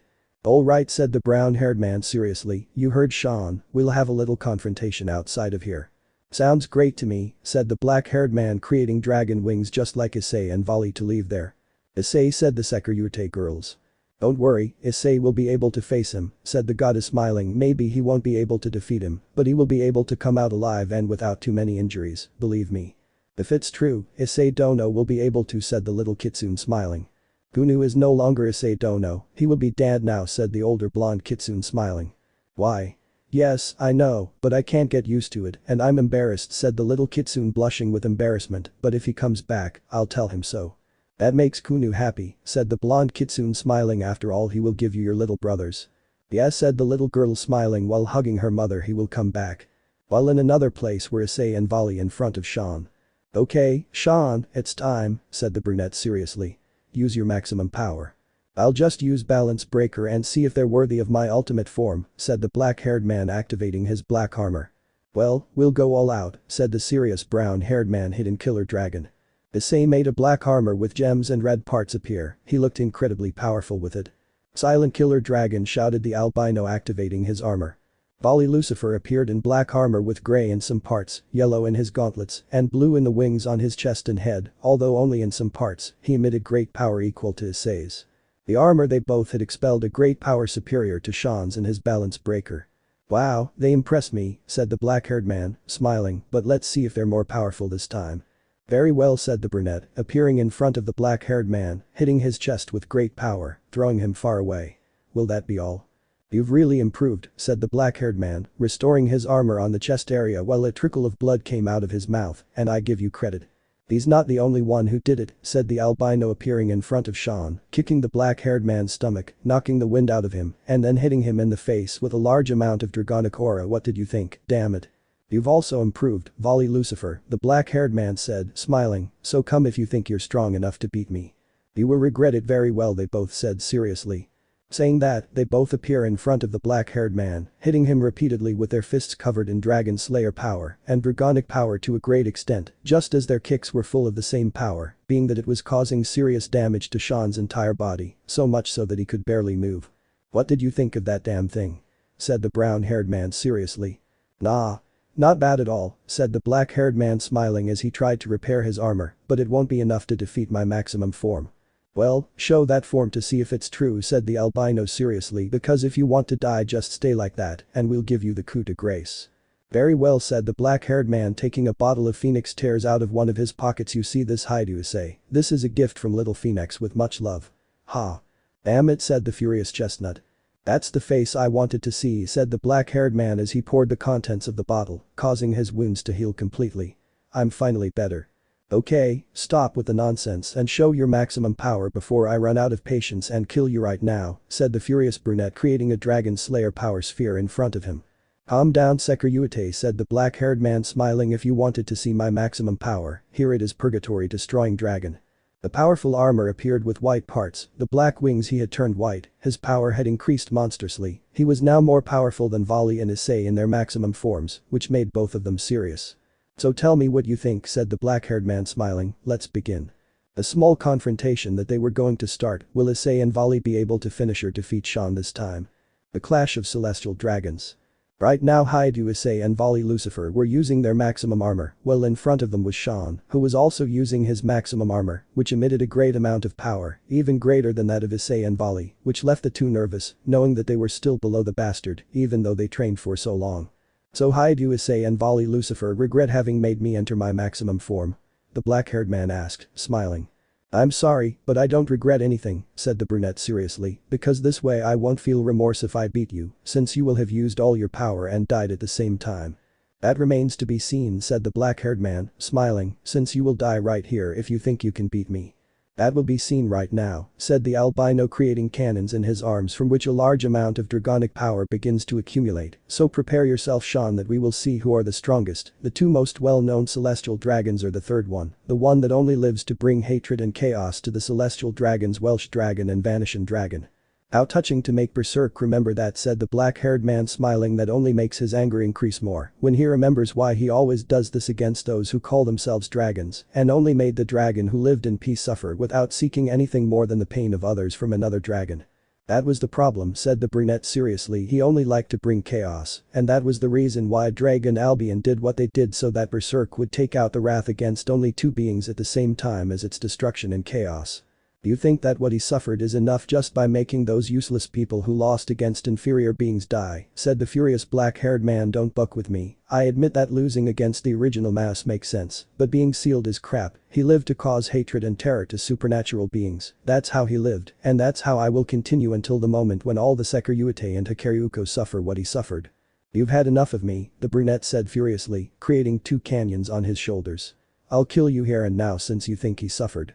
But what is it that brings the two celestial dragons? The same, even worse if they have several women at their side. He lost some women who swore eternal love to him and… Wait, what am I saying? Said the black-haired man, smiling. I shouldn't tell you anything because I'll just be wasting words talking to corpses. Let's see who the corpse will be, said the brown-haired man, loading the cannons with Dragon Slayer power. You will be, since it is impossible for celestial dragons to defeat the Sekiryuutei, that is written, said the black-haired man, while loading his weapon with large amounts of dragonic power.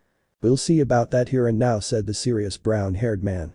The three of them launched themselves, hitting each other with great force. Issei hits Sean in the face, Vali hits Sean in the chest, Sean hits Vali in the face and kicks Issei in the stomach. The three of them are thrown due to the power of the attack. Issei and Vali ended up on the ground. Sean went against a nearby mountain due to the momentum of both attacks, causing him serious injuries due to the Dragon Slayer power that went there and the dragonic power to a great extent. Wow, that was a great hit from both of them, said the black-haired man coming out from where he was. I never thought they would become so strong in just 2 months.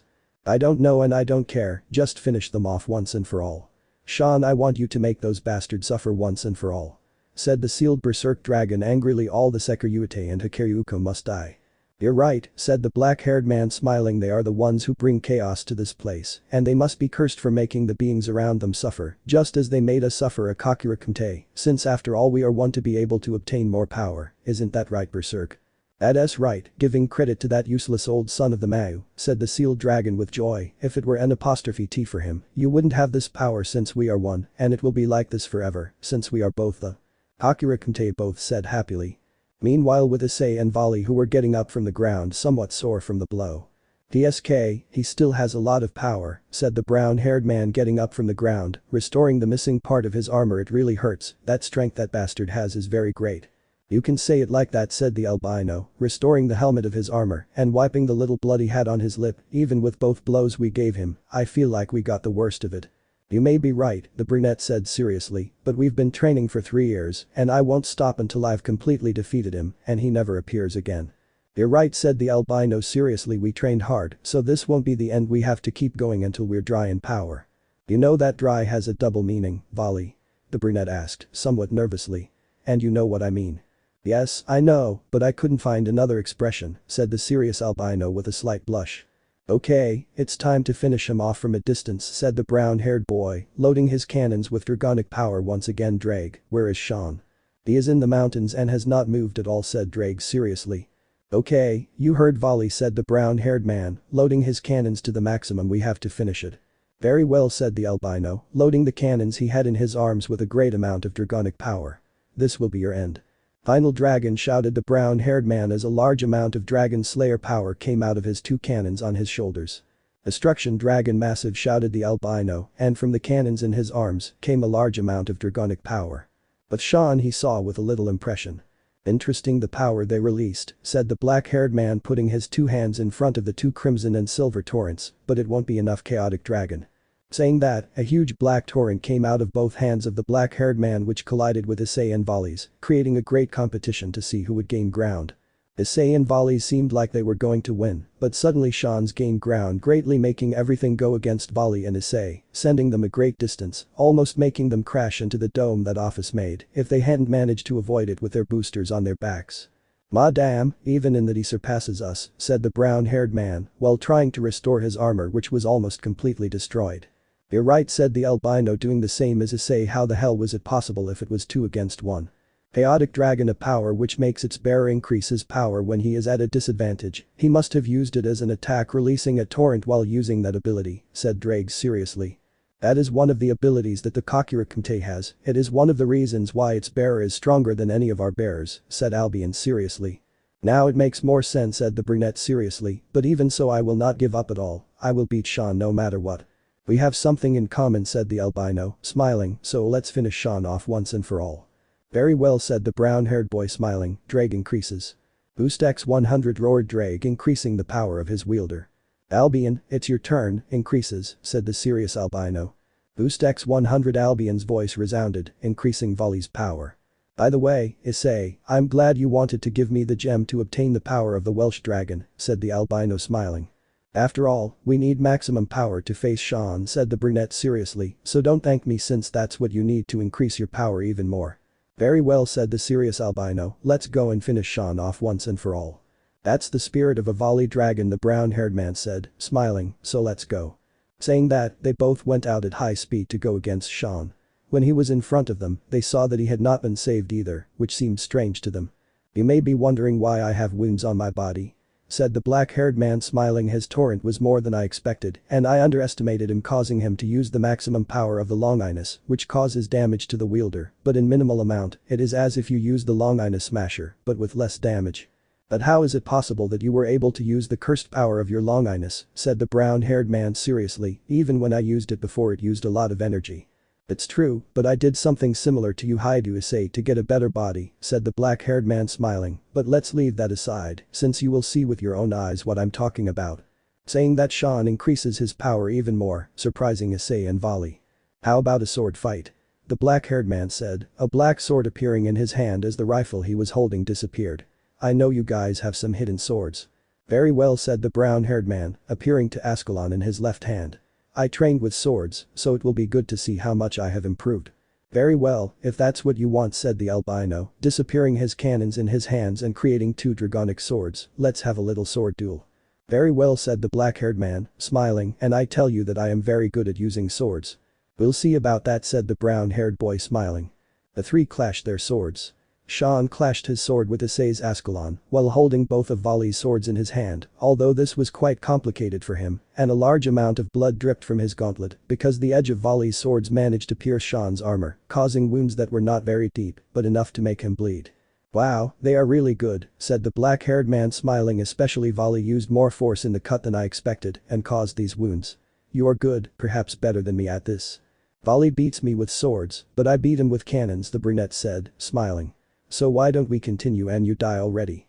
"I can't die and I will never die, Sekiryuutei and Sekiryuutei, I'm sorry, but for the Sekiryuutei it is impossible to die at the hands of 2 full celestial dragons," said the black-haired man smiling. "So Berserk, let's show who gave us a new body and power to be able to defeat them."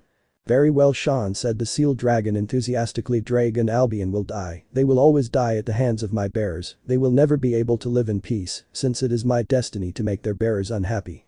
The figure of a multi-headed beast appeared behind it was the Trixa, which confused both Issei and Vali, as well as Ddraig and Albion, since it was supposed to be sealed, but it was behind Sean, which should be impossible. "Impossible," said the brown-haired man, confused. "How is it possible that the Trixa is here?" "Why do you think I'm the strongest of all?" asked the black-haired man, smiling. "That simple. My father is the Trixa, and he granted me the Longinus of Berserk after killing its former wielder. Not for nothing is my power superior, but what if he removed the seal that restricted my true Berserk power and did it now?" "Very well, Sean shows the true power of a dragon that has the blood of the beast of the apocalypse," said Berserk with joy. "Shows the power of the son of the beast of the apocalypse, the most powerful being that exists and will exist." Saying that a torrent, an enormous torrent of power threw Vali and Issei far away. That power was overwhelming. It was at least 3 times more powerful than before. That power was similar to that of Ophis Ouroboros. The armor was shining with great intensity as the power of its wearer increased. That overwhelming power could only belong to a dragon god, or in this case the son of the beast of the apocalypse. Will Issei and Vali be able to defeat the son of the apocalypse? Celestial dragons deadly clash. Hyoudou, Issei and Vali Lucifer have just found out that Sean was the son of the beast of the apocalypse, leaving them completely shocked since no one expected that the current Sekiryuutei would have the blood of the one who has the power to rival the Great Red. Impossible, Vali said, surprised. Say what you want, but I am the first and only son of Trixa, the one known as the beast of the apocalypse, the one who will bring the end of time to all the worlds that exist, said the black-haired man smiling. He gave me berserk so I could destroy this stupidity, even though just killing them is more than enough for me. Damn it, said the brown-haired man seriously. If that bastard is the son of the beast Trixa, it will be even more difficult to defeat him. That's right, now it's impossible for you simple copies of dragons to defeat me, so it's time for you to do me a favor, said the black-haired man appearing in front of both of them and saying that he hits both of them in the stomach, causing them to vomit exaggerated amounts of blood while they were thrown against the mountains, burying themselves in them. While in another place there was a man with albino hair. It was Rizevim Lucifer, who watched a battle of the celestial dragons from afar with a big smile. Well, so Sean Kun is doing a splendid job, said the cheerful old man. It was worth having deceived him and told him that those two idiots were the ones responsible for having sealed his beloved daddy. Hahaha, what a son does to avenge his father, how touching. Dragons are such idiots. Rizevim-sama, it's dangerous to be so close to this place, said a silver-haired man. Come on, don't be a party pooper, Euclid. These kinds of battles don't happen every day, said the albino, annoyed. It's for your own safety, said Euclid Lucifuge, Grayfia Lucifuge's younger brother, so please leave. Alright, Euclid, said the old man, annoyed, let's let Sean finish off those two so we can continue with our plan. Rizevim-sama, said the young man, creating a magic circle below the two that begins to send them to another place. Feel the love of your grandfather, Vali kun, hahaha, said the old man, laughing at what they did to his grandson. Well, with the celestial dragons, Issei and Vali were being beaten by Sean, who was more than 5 times stronger than them, making it impossible for them to defend themselves. Come on, this isn't over yet, Sekiryuutei and Sekiryuutei, said the black-haired boy, throwing both boys to the ground, leaving them seriously injured. Come on, my fun isn't over yet.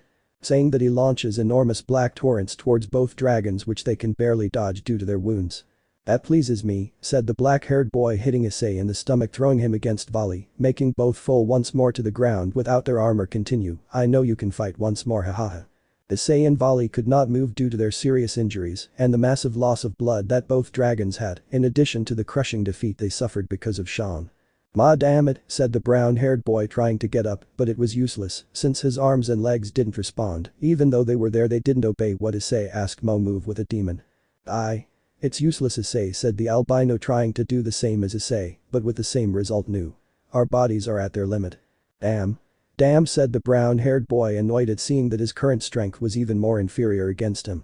Come on, Sekiryuutei and Sekiryuutei, you wouldn't beat me, said the black-haired boy, falling on top of the brown-haired boy, burying him with his legs, causing him intense pain, and then hitting Vali with his fist, burying him too, while causing him great pain. Hahaha, in the end, they ended up being just useless. Hahaha.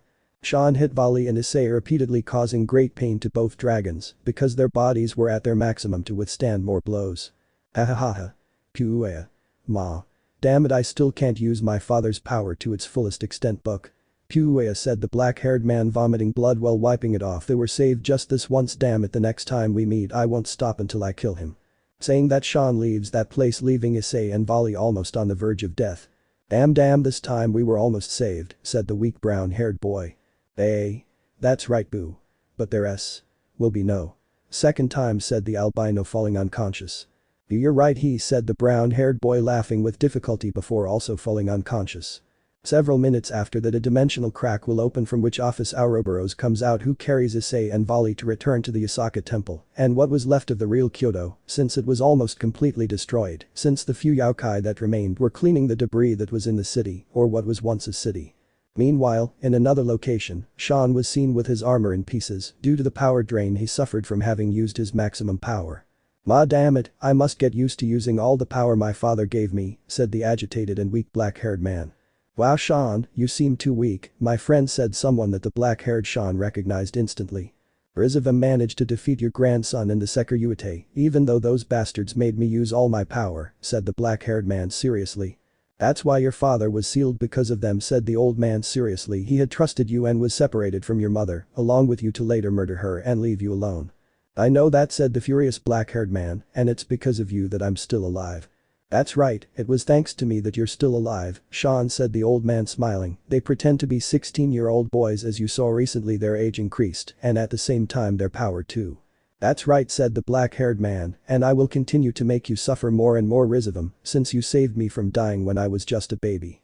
That's right, Sean Kun, said the old man smiling. This is the real reason why Sean wants so hard to make Issei and Vali's lives miserable, is because the son of the original Mao, Rizevim Lucifer, has been deceiving the son of Trixa for so many years just to avoid having interruptions in his plans, so that the world is in his image as it should have been and as it should be. Sean, believing that he has been trying to avenge his mother, who according to Rizevim was killed by Issei and Vali. I can't let them live anymore, said the black-haired man seriously. They killed my mother even before I could remember her, and that's why the damn things must die. That's right, Sean Kun, I will help you with everything you need so you can finish off your mother's murderers and those who imprisoned your father thousands of years ago, said the old man smiling while creating a magic circle below his feet. So let's go, and I will help you heal your body. Thank you, Rizevim, said the black-haired man smiling. More than a friend and teacher, you are like a father to me. Thank you, Sean Kun, and you are like the son I wanted to have and not what that woman gave me, said the old man smiling to disappear through the magic circle. But before that he thought, this idiot really thinks everything will be useful to me for a while and then I will destroy him so I have absolute control of all the factions.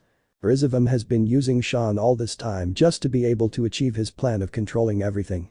While in the underworld, in the conference room of Lucifer's territory, were the Mass, the Overlord of Heaven, the Governor and Vice-Governor of Gregory, the God Odin of Asgard and the God Zeus of Olympus, all gathered due to the last move they made for almost 2 months to attack Hyoudou, as well as those who lived there, the yokai, being that this plan was stopped due to the interference of the dragons Issei and Vali, who eradicated thousands of their soldiers in a single instant.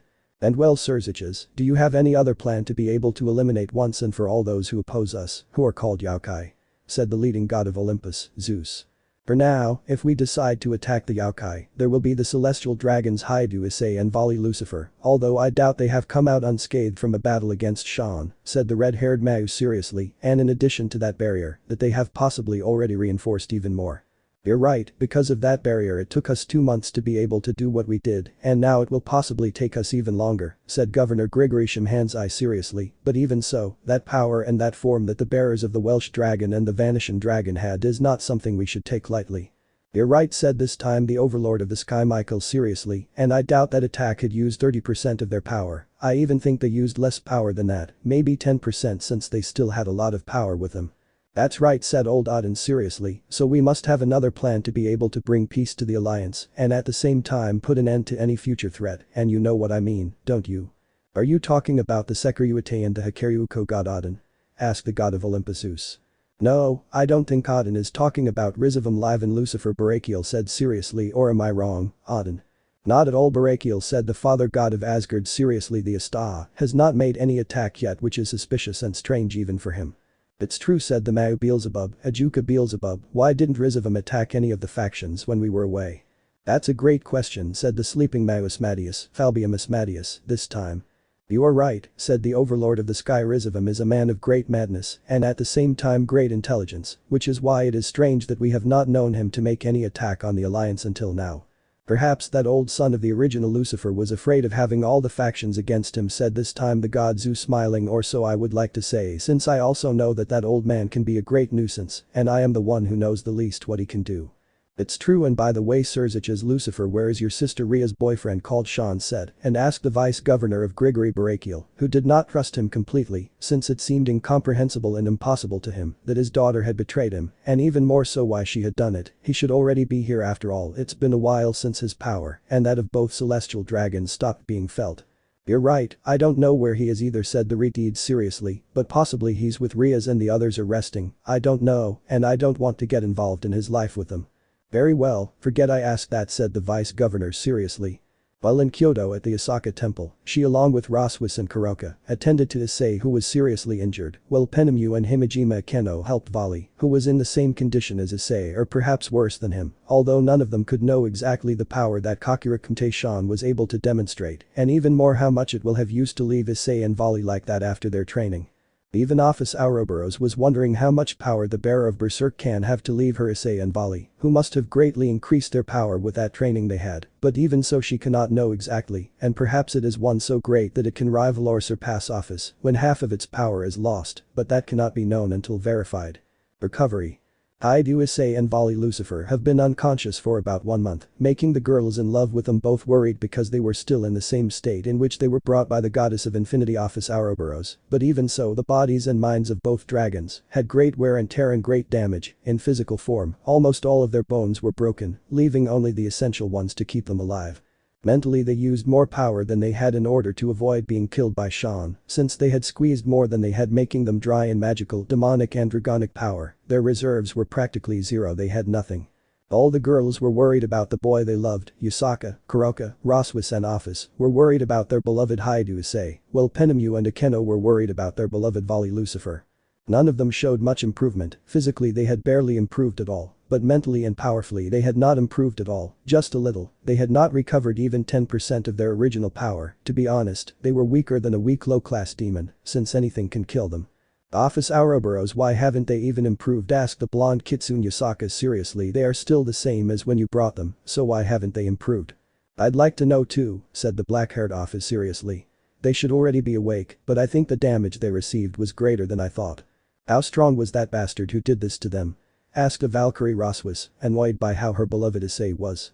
I have no idea, but with his training they were as stronger than the 2 celestial dragons before being sealed, said the goddess seriously, so he must have a power much greater than that of a celestial dragon. Perhaps his power surpasses that of Berserk himself before being sealed, but the question is, how was that possible? Albion and I can tell you about that, spoke a thick voice coming from Issei's right arm. It was Ddraig who had spoken. What do you mean, Ddraig? Do you know why he is so powerful? Asked the Kitsune Yusaka seriously. So if you know how to say it, Naya, said the black-haired Nekomata Kuroka worriedly. The bearer of Berserk was not a simple human or a common hybrid, as in the case of my partner Vali. This is a very dangerous being, said Albion seriously this time, while his voice came from Vali's back from where the wings of the divine dividing came out. How is it that he is not a simple hybrid or a human? Asked the black-haired Akeno this time, confused. The bearer of Berserk and current Sekiryuutei is the son of the beast of the apocalypse of the Trixa, said Ddraig seriously, surprising everyone including Office Ouroboros herself. No one could believe it.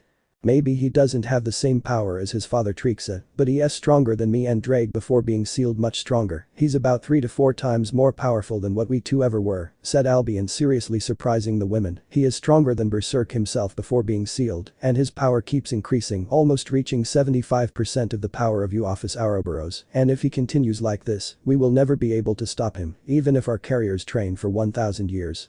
I thought the bearer couldn't be stronger than the being sealed inside, said the Valkyrie Roswis, confused, so how is that possible? There are rare cases in which the bearer can unite his soul with the sealed being to further increase his power, said the goddess Ophis, but when he dies there are 2 options. One, when the bearer dies, the sealed being does too, and the second is that the bearer joins with the sealed being, and once he dies his soul becomes part of the sealed being, so it can go to the next bearer, but the previous bearer no longer exists and is only the power of the sealed being.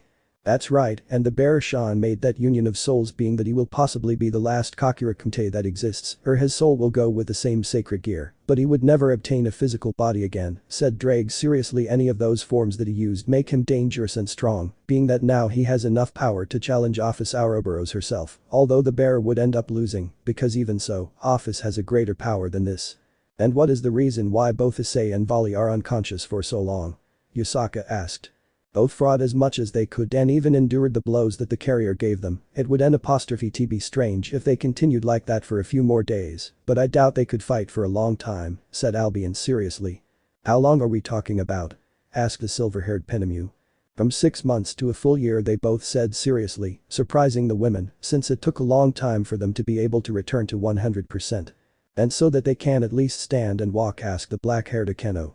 That's less time, I would say 1 to 2 weeks after waking up, but that's if you do and overexert your bodies, because if you do, the recovery time will take even longer than it is, said Albion seriously, and that goes for you who were thinking of having relations with Vali and the bearer of Ddraig once you were conscious, or was I wrong? At what Albion said, everyone blushes and gets nervous, not knowing what to say in this situation.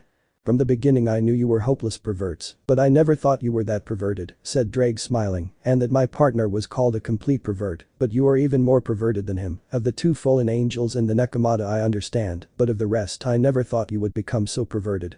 And you say it red, sometimes I think that one of these days Vali and your carrier Hyoudou Issei will end up being raped by these perverts, said Albion smiling, or was I wrong?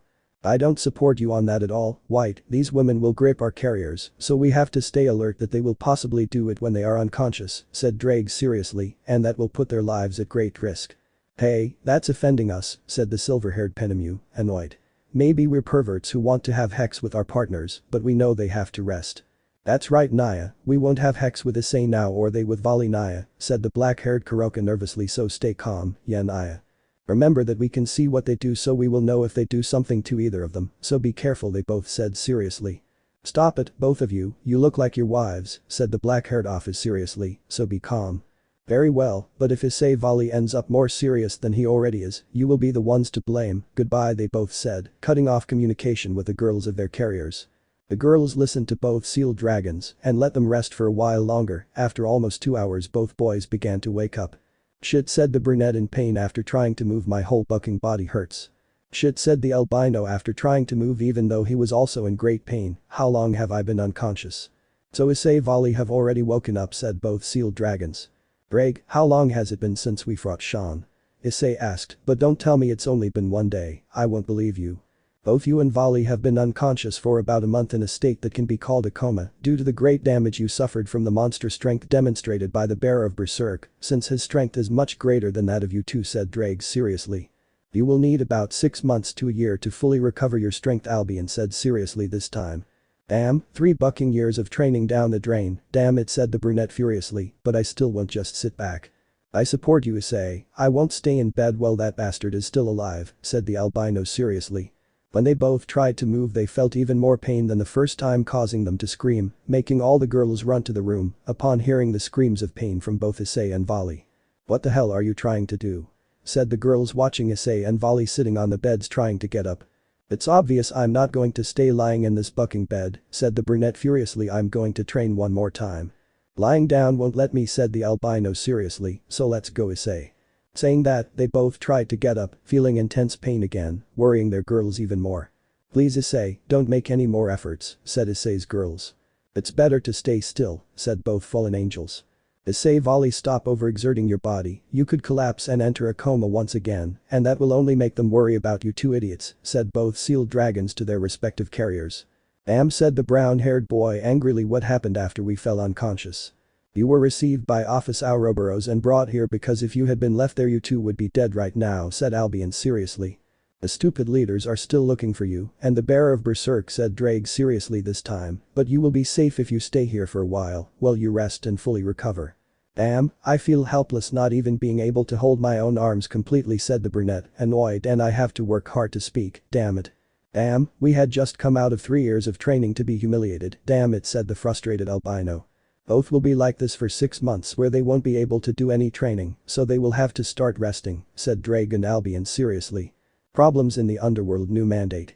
It's been a month since Issei and Vali had woken up from their coma, and although for their girls that was the best thing that could happen in the underworld, the situation was not going well at all. A new war was formed, the reasons unknown until now, no one knew why it had formed or what the causes were. The mass tried to calm the citizens, since they blamed the mass for everything that had happened, but they were not the only ones who had an internal war. The fallen angels, shortly after they learned of the demon war, many decided to oppose their leaders, being followed by hundreds, perhaps thousands of fallen angels, more being that the situation with the fallen angels went from bad to worse. In heaven things were a little calmer, even though there was also a war going on there, although it was on a smaller scale, since none of them wanted to fall. When the Norse faction learned of these problems, they withdrew for a time, although a war or dispute, so to speak, began, where thousands, perhaps tens of thousands, demanded the release of the god Loki. The reasons are equally unknown. On Olympus things had barely been saved, or that would be the case if it weren't for Hades demanding and attacking this place to obtain the position as the supreme god. All these situations have happened since someone had arrived, and this someone has a name and title, is known as the Kakira, current holder of the name. Sean, the third celestial dragon, although he was not directly to blame for any of that since the one responsible was the son of the original Mau Rizevim Lucifer, who had been the one who had incited all those supernatural beings to a new internal war just to be able to have the underworld in his hands, which he would achieve. At this moment the four current Maus were in the meeting room in the city of Lilith, the capital of the underworld. Sirzechs, the situation is going from bad to worse, said the green-haired Mau Ajuka Beelzebub. All this happened since your sister's new boyfriend arrived. What are you insinuating, Ajuka? The Redeed asked, annoyed. Are you saying that my sister lied to me just to be with her new boyfriend? Is that what you're trying to tell me? Sirzechs, we know that you love your sister very much, but ever since she brought her new boyfriend saying that the Sekiryuutei and the Sekiryuutei tried to kill her, the situation is going from bad to worse, said the sleepy Mau, Falbium Asmadius, and you know that this can't continue like this. I know if this continues like this in a couple of months we demons are going to become extinct because of this war, said the Redeed, annoyed. Sirzechs, how long has it been since you had contact with Ria's boyfriend? Asked a Mau Seraphol Leviathan, more serious than she is, which is rare to see that side of her. It's been almost 2 months since that attack on the city of Hyoudou, where the Yaokai live, said the Redeed seriously. That was the last time I was able to see him and talk to him. And that doesn't seem strange to you, Sirzechs? Asked Ajuka. It's been 2 months since Sean disappeared and about 5 months since the Sekiryuutei and Odin's adopted son the Sekiryuutei were given up as criminals, according to your sister Ria's. It was since then that the alliance has been falling apart to the point that civil wars have arisen in all factions, except those that are not allied with us. Are you saying that Ria's lied so she could have someone as her partner because she was bored of the Sekiryuutei, and that now because of that there are wars? Asked a red-haired Mau, annoyed. Well, don't buck with me, Ajuka. Ria's and her boyfriend are not to blame, they are completely innocent. Sirzechs, your love for Ria's is blinding you from your true goals, as a Mau, said Falbium seriously. So put aside family love and focus on politics and what is right. Are you telling me to lock Ria's up just because you think that because of her the underworld and the other factions allied with us are now in trouble? Asked the Redeed, annoyed while expelling a dense layer of power of destruction. Well, don't buck with me, she's not to blame for all this. In fact, Mau is false, she is in some way to blame, even if not consciously, said a voice behind the door. What the hell are you doing here, Rizevim Lucifer? Asked the red-haired Mau, annoyed like the rest of the mass. I'm not here to do anything, Sirzechs, I'm only here for the position I rightfully deserve, said the old man seriously, since you are not fit for that position, because you mix love with politics, and that should not be done. What are you saying, damn it? Said the Redeed, putting his hand in front of him, charging it with a great amount of power of destruction. If you want to stay alive, you better leave right now. I'm sorry, but I won't leave. I already told you I came for what belongs to me, so Sean, can you take care of that idiot?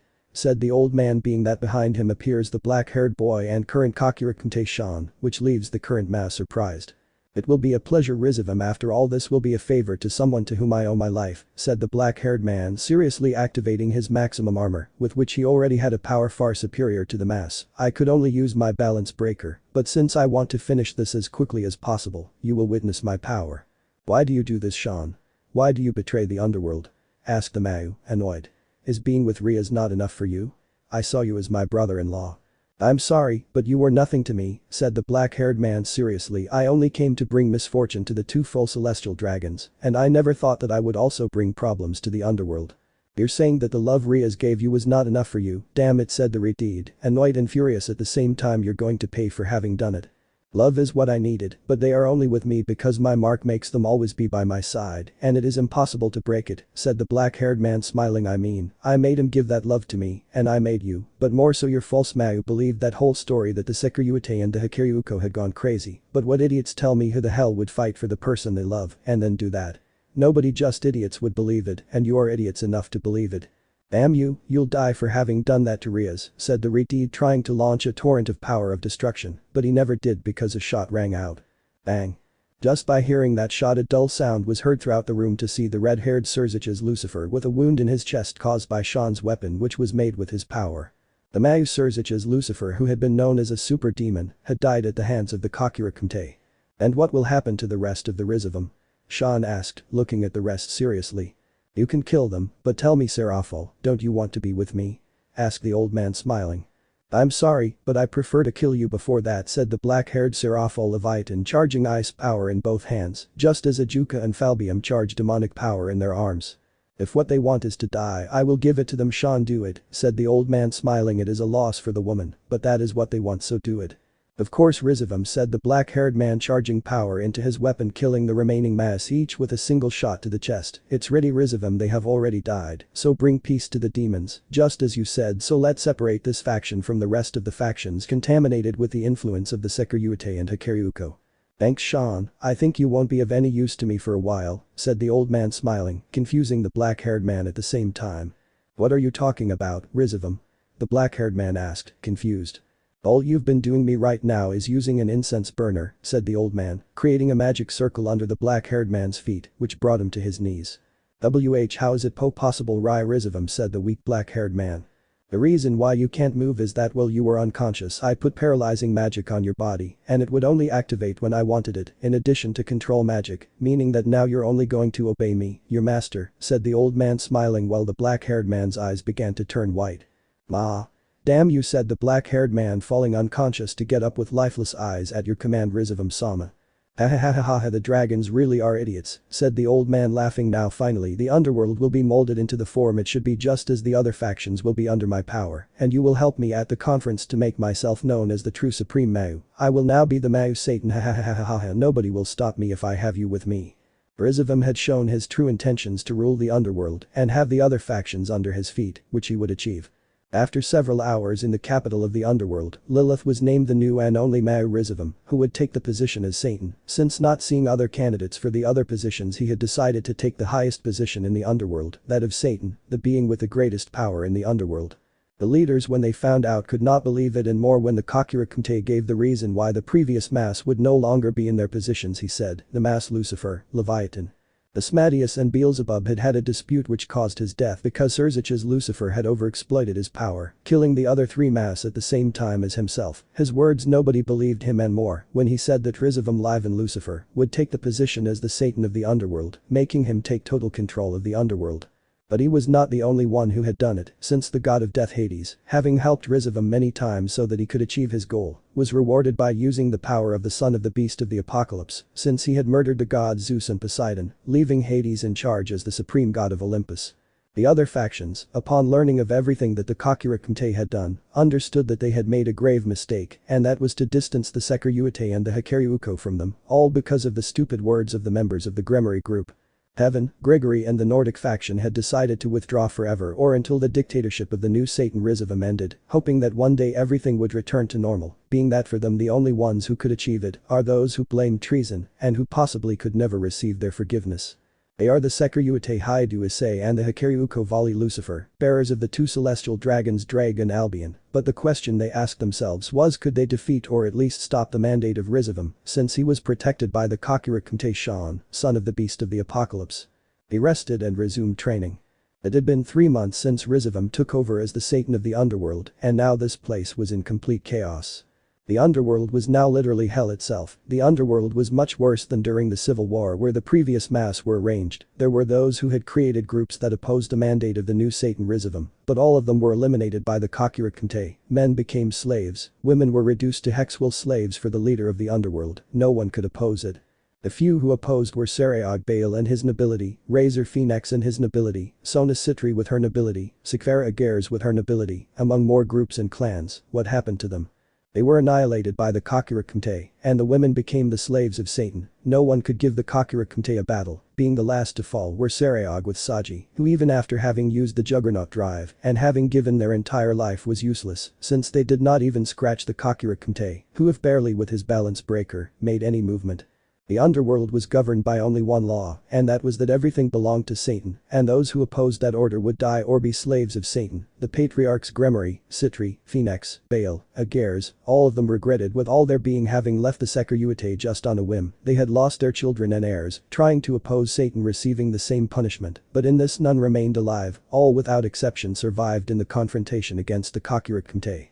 Heaven, Gregory, along with the Greek gods and the father god of the Norse faction Odin and his son Thor, had created a plan in which the god of destruction Shiva was a part of the plan, but not only him, since for it to work they would need the strength of 2 men, or rather 2 dragons. They too were the Sekiryuutei Hyoudou Issei and the Sekiryuutei Vali Lucifer. Without them the plan would be useless and would only lead the leaders to a near death.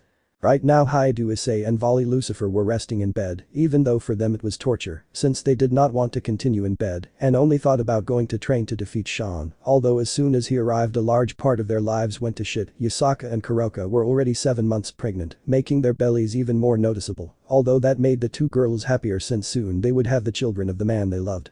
Like Issei, he also showed more happiness, even though he did not show it by feeling imposing for being in bed all the time, but that moment of being in bed would end very soon. Ddraig, how long until he can train again? The brown-haired boy asked seriously. 1 to 2 months, my friend, said Ddraig seriously, but you still have to rest more if you want to be completely recovered. As long as I can go train I'll be better, said the brunette seriously. So just 2 more months in bed at most and we'll be able to go train, huh? Said the albino smiling. At least I'll be able to stop being in bed for so long because of Penemu and Akeno. You're right, our girls didn't want to let us get out of bed even though we were over a month into recovery, said the brunette smiling, but even so, we can't do anything, they're the ones in charge for now.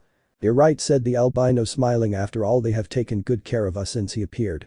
That's right, said the brown-haired man, changing his smile to a serious expression, but even so, after that we'll have to train even harder, since what he did to the underworld is unforgivable. Are you talking about Sean? The albino asked seriously. No, he's not good to a certain extent, but the new leader of the underworld is talking about Rizevim, said the brown-haired man seriously. He has already killed thousands of demons, which I find unforgivable. You're right, his new mandate is absurd and stupid, said the albino seriously, so tell me you want to finish him or have me take care of him. I have more personal matters because he killed Serekh, Saji, Sona and many more. That is unforgivable, said the brown-haired man seriously. I know that he has also made you suffer, but what if you tear off his legs, I tear off his arms, and we both finish him off with his skull crushed? I think it's an interesting idea, said the albino smiling, so I accept as long as I can make that damn Rizevim suffer. I don't see any problem. That's what you're waiting to hear, said the brown-haired boy smiling so that someone could be heard entering, which was a little girl with blonde hair, fox ears and a tail. It was Kuoh. What's going on, Kuoh? Father, are you going to train again to face him again? The little kitsune asked sadly. That's right, Kuoh, but this time I promise it will be different. This time I won't come back so hurt, said the brown-haired boy smiling, and I promise I'll play with you when I come back. Very well, I will trust you, father, said the blonde, hugging the brunette, but I still hope that you come back soon after you leave, because mother, like the others and I, will be able to be without you for longer. I won't be able to be without you either, said the brown-haired boy, reciprocating the hug to kiss the little kitsune's forehead. Ddraig, is there any way I can go train now? There is one, but it could also leave you worse than this one is 50% likely to work, said Ddraig seriously, so you want to try it? That's right, do it now, said the brown-haired man seriously, pushing the little kitsune away from his side. My bien dai ho Ddraig, boost explosion transfer. The power was transferred to the brown-haired man's entire body, causing his muscles to increase in size for a few seconds, but this caused him pain, for them to return to normal in less than a minute, even though his power had stabilized at 80%. It worked, said the brunette, moving his body with greater ease, even though it hurt while my muscles grew. Okay then, if you did it, I will do it, said the albino, doing the same method as Issei to feel the same, but he still felt pain. Phew. It worked, but it still hurts. It won't always work, sometimes that happens, but don't worry Vali, you'll be back to normal in a few minutes, said Albion inside the divine dividing. Okay, so let's walk, said the albino, trying to walk, but his body hurt even more than at the beginning. Buck. It's better if you stay still for a few minutes, we don't have to leave now, said the brunette seriously, so calm down. Very well, I will do it, said the albino, sitting on the bed once more, but call Ophis immediately, so we can go train. That won't be necessary, said a woman, opening the door, showing that it was Ophis Ouroboros in her adult form. Issei and Vali, sure you want to go train once more? That's right, but do what you can so that in the room. A year is only a week, said the brown-haired man seriously. I ask you. Very well, Issei, I will do what I can, said the black-haired goddess of infinity seriously, and I see that you and Vali have done the augmented dragon treatment, something that only Ddraig and his carriers have used, since it only has a 50% chance, but I see that Vali had a few negative effects on you, because you are not very used to using Draig's power, and that it does not belong to you. It makes sense, said the albino seriously, so Ophis, do what Issei asked you to go train as quickly as possible, and thus stop everything that Rizevim Lucifer has caused. Okay Issei, Vali will be back as soon as I do that, said the black-haired girl, creating a dimensional crack to disappear from the room. So tell Issei, what kind of training will we do, asked the serious albino. The gravity we need to improve training will be 10 to 20 times that of Earth, and that's just to improve Vali a little, said the serious brown-haired man. Wow, sometimes I thought you were crazy, but this makes me think that you really are crazy, said the albino smiling, but even so, I support you with that training idea.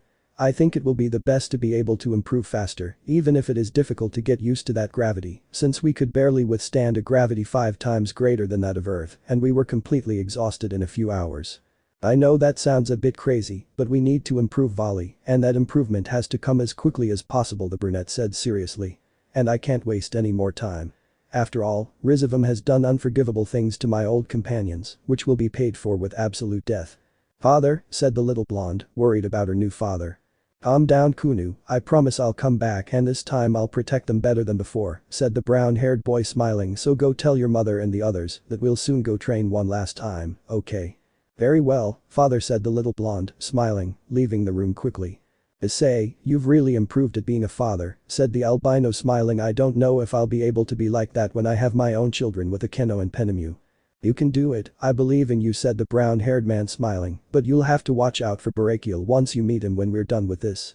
Don't remind me, said the nervous albino, that will be the biggest problem, how to explain to him that his daughter magically forgot all love for you and now feels that way for me, he'll think I did something or whatever. You're right, but I'll support you, Vali, said the brown-haired boy, smiling.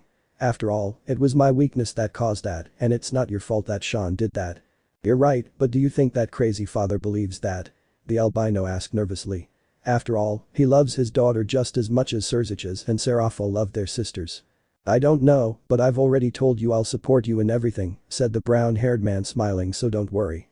I hope so, said the albino seriously, noticing that his body was now better. I think the effect has passed, I no longer feel the same pain as before, so I would be able to train perfectly to eradicate the evil from the underworld. That's right, said the brunette seriously. Once we start training, we're not going to rest until we've mastered gravity, so if I start to fall asleep, I'll hit myself in the face when we get there. I tell you the same thing, said the albino smiling. Shortly after that, the girls of both Issei and Vali entered the room, trying to prevent the person they loved respectively from entering there, this being useless, saying goodbye to them one last time with a kiss, where shortly after that Ophis took them once again to the dimensional rift, creating a door in front of them, where the improved room for their training was. I warn you that time is much faster there, only 5 years is a month outside, and the gravity is 20 times that of Earth, so be careful, said the serious brunette. We will have it, Ophis, said the brown-haired man, approaching the goddess of infinity to give her a passionate kiss to move away and once again enter the room. I hope that this time Issei and Vali manage to increase their powers even more, said the black-haired goddess of infinity, to close the door once more with the Sekiryuutei and Sekiryuutei inside, where they would not come out until 5 years from now, although for the others, it would only be a month. Bill the new Satan. Hyoudou, Issei and Vali Lucifer were now on the outskirts of Lilith, the capital of the underworld, having finally finished their 5-year training. Issei and Vali had drastically increased their powers, and now they both hoped to be strong enough to stop Sean, and if they were not that strong, then they would decide to first finish off Rizevim Lucifer, son of the original Mao Lucifer, Vali's grandfather and the self-proclaimed new Satan of the underworld, being that he has already done unforgivable things for both Issei and Vali. Issei, it's time, said Vali, looking at the capital of the underworld Lilith, being that it was in total destruction, due to the command of Satan. That's right, said the chestnut-haired man, looking at the place. This is no longer even a shadow of what it once was. You're so right, Issei, said the albino, looking at the place with seriousness and hatred. Now this place on Rizevim is a mess, considered the best city in the underworld to now be just a dump, if you can at least call it that. You're right, said the brown-haired boy, looking at his left arm where he had the red gauntlet, the boosted gear that possesses the soul of the red dragon Emperor Ddraig, which makes him the Sekiryuutei, and this time we will stop Sean. Maybe our power is not as great as his, but at least we will be able to stop him and prevent him from continuing to do these stupid things. It's true, that's why we were training, and this time we will finish him, said the albino, looking at the white and blue wings on his back, the divine dividing, that possesses the soul of the white emperor dragon Albion, which makes it to Sekiryuutei. We will destroy what Rizevim has caused, and everything will return to normal once he dies, and the Sekiryuutei disappears from the world, or at least stops making so many people suffer as he has done until now. That's right, said the chestnut, so balance breaker. Balance breaker, said the albino. When they both said that, their bodies were wrapped in the red and white armor respectively, which made their power increase even more than they already had to fly at a speed greater than that of sound, appearing in less than 5 seconds in front of a huge castle, where the new and only leader of the underworld lived, Satan Rizevim, the person that Issei and Vali had to stop at this moment. When they both appeared in front of the castle they hit the door destroying it instantly seeing several meters away a throne where the leader of the underworld Rizevim was being that as soon as these two saw it, their blood began to boil, since both had a great hatred for that demon. Wow Vali-kun and the Sekiryuutei-kun, I didn't think I would have your visit here at my home today, said the old man smiling perhaps you came to visit me, since I have a lot of power and I don't have any visitors. Rizevim, this time we will kill you because what you are doing to the underworld is unforgivable, said the albino Vali seriously you have done things that cannot be forgiven. And one of those is to control the Sekiryuutei, said the serious brown-haired man. What are you talking about? Sean-kun has supported me in everything, he has been like a son to me, and you know that every son wants to help his father said the offended old man. Don't buck with me, you damn old shit. The brown-haired man shouted angrily. I know that the Sekiryuutei hates us, the Sekiryuutei and the Sekiryuutei, and at first I didn't know why the hell he was allied with you until we realized something. You have been using him based on lies since we dragons are beings that are carried away by emotions, and we do not always do what is truly fair, and we only believe in what others tell us continued the albino Vali, and my question is if he only hates the two celestial dragons, then why the hell would he attack the rest of the factions? At first we didn't know the reason until you made a serious mistake continued the brown-haired man. What mistake are you talking about? I don't understand, little ones, the old man said, smiling.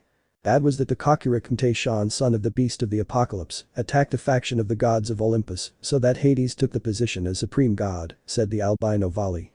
And who was allied with you since he would win what he wanted, said the brown-haired man only the god Hades since he wanted to control Olympus and he went to you to ask you for that since you were allies and so you used the Sekiryuutei to be able to control that place or have we already made a mistake Rizevim? The old son of the original Mayu just started laughing making both Issei and Vali annoyed by the old man's attitude. That's so funny, damn old man, said the albino, looking at the laughing old man. It's just that I never thought they would discover everything in such a short time, said the old man laughing ha ha ha ha it shows that they are worthy of bearing the name of celestial dragon, not like that idiot Shan who got carried away by what the one who saved him from death when he was little said. What do you mean, damn it? Said the brown-haired man, not understanding what old Rizevim was saying. He believes that you sealed his poor father in Trixa and murdered his mother, said the old man smiling when I told him all that so that he would be loyal to me and never betray me. What are you saying?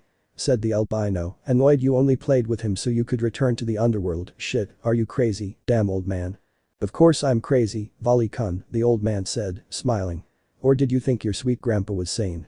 Ha ha ha ha. So you lied to him about us sealing the Trixa, when in reality it was the biblical god who killed his mother? The brunette asked, annoyed. That was me too, said the old man smiling after sleeping with his mother several times I killed her and took him with me. Ha ha ha ha his mother was an extremely beautiful woman, not as beautiful as my mother, but she was still very beautiful. Damn you Issei and Vali said furiously while their armor expelled green and blue ore respectively you dared to play with a dragon, and that is unforgivable. Say what you two want, but I won't play with either of you, said the old man smiling as a black armor appeared in front of both dragons, that was the armor of Shoal Sekiryuutei. Rizevim Sama called me, said the black-haired man with a dull and emotionless voice. Of course Sean-kun will finish them both off, said the albino pointing at Issei and Vali, those two want to kill your master, so kill them now. As you command Rizevim Sama, said the black-haired man launching himself at Issei and Vali, although the latter two dodged him very easily. So even with all that he doesn't want to accept reality, then I'll finish him off, said the brown-haired man appearing in front of the black-haired man to hit him, burying him in the ground, being that this surprised him, since their powers should be equal this is weird, our powers should be similar, but it seems that we are much more powerful. After thinking that, Issei faced Shan in a fist fight, where Issei hit each one of them, causing serious damage due to the Dragon Slayer power, while Issei dodged all the blows that Shan tried to give him, which confused him even more until Ddraig explained it to him. Issei the bearer of Berserk is being controlled by that demon, that is the reason why you are much stronger, he can only use 25 to 70% of his power, because he cannot think and control his body, said Ddraig surprising Issei a little. I see, now I understand said the brown-haired man smiling. Vali finishes off old Rizevim while I go distract the knowledgeable Sekiryuutei. Very well, leave it to me, said the albino smiling as he approached the old man. Damn old man, today you will die for everything you have made us suffer. Sean-kun protect your master, said the old man smiling. I'm sorry but that won't work said the brunette, grabbing the black-haired boy's arm to slam it against the wall and hit him repeatedly. Damn useless said the old man furiously looking at how Vali was in front of him. It's time for you to die, Rizevim, said the albino Vali Lucifer, hitting the old Rizevim in the stomach with Dragonic, making him vomit blood in large quantities. Come on, old man, weren't you the great Satan who can beat everyone, and you are invincible? Madam Vali Kun, said the old man angrily, trying to hit the albino, but he stopped the blow with one hand. You look more like Mr. Satan, and if you've seen DBZ, which I doubt you haven't, you'll understand, the one who thinks he's a big deal, but is nothing more than a simple insect, said Vali, crushing old Rizevim's hand and then tearing off his arm, splashing his armor with the blood of the old man who calls himself Satan. They are my arm, the old man cried out in pain as he felt his right arm being brutally ripped off. I will never forgive you for that, Vali Kun. Saying that, old Rizevim tries to do the same thing, but this time with a demonic aura at its peak on his left arm, but even so, he had the same result, one arm less. That's all, said the albino, tearing off the old demon's arm. Have you given up yet, Rizevim? Then? I will never give up, since you are just a piece of trash that was born from a filthy human, said the old man with pain where his arms once were. I was thinking of leaving you with dignity, but never insult my mother, you damn old man nutcracker, literally nutcracker, you'll know why, said the albino angrily to grab the left leg of the old Rizevim, lifting him up and then hitting him with his right fist full of Dragonic aura, making him feel even more pain than he could feel before. I screamed in pain, a pain that felt like I was being crushed by the heaviest thing in the world. It hurts, it hurts, it hurts. That had to happen, it is the most lethal technique that can exist for a man, the nutcracker, in short, the nutcracker. With that blow you will never have offspring again, and you are nothing, you are less than a man, said the albino, kicking the old Rizevim's head, leaving him unconscious for several minutes, maybe hours. Hey Issei, are you done yet? Not yet, Vali, said the brown-haired man using his maximum armor, dodging a blow from Sean, even though he was also using his maximum armor, even though he is at approximately 75%, he is still very strong. Well, knock him out, because if you do more damage than you should, he could become more angry with you or me, said the albino seriously. Very well, said the brown-haired man, increasing his power to hit him on the back of the neck, leaving him unconscious for a few minutes. This is how Issei deactivates his maximum armor, leaving him with only the balance breaker. So what happened to Rizevim? I made him the nutcracker, said the serious albino. You're a bucking bastard, the brunette said angrily while smiling.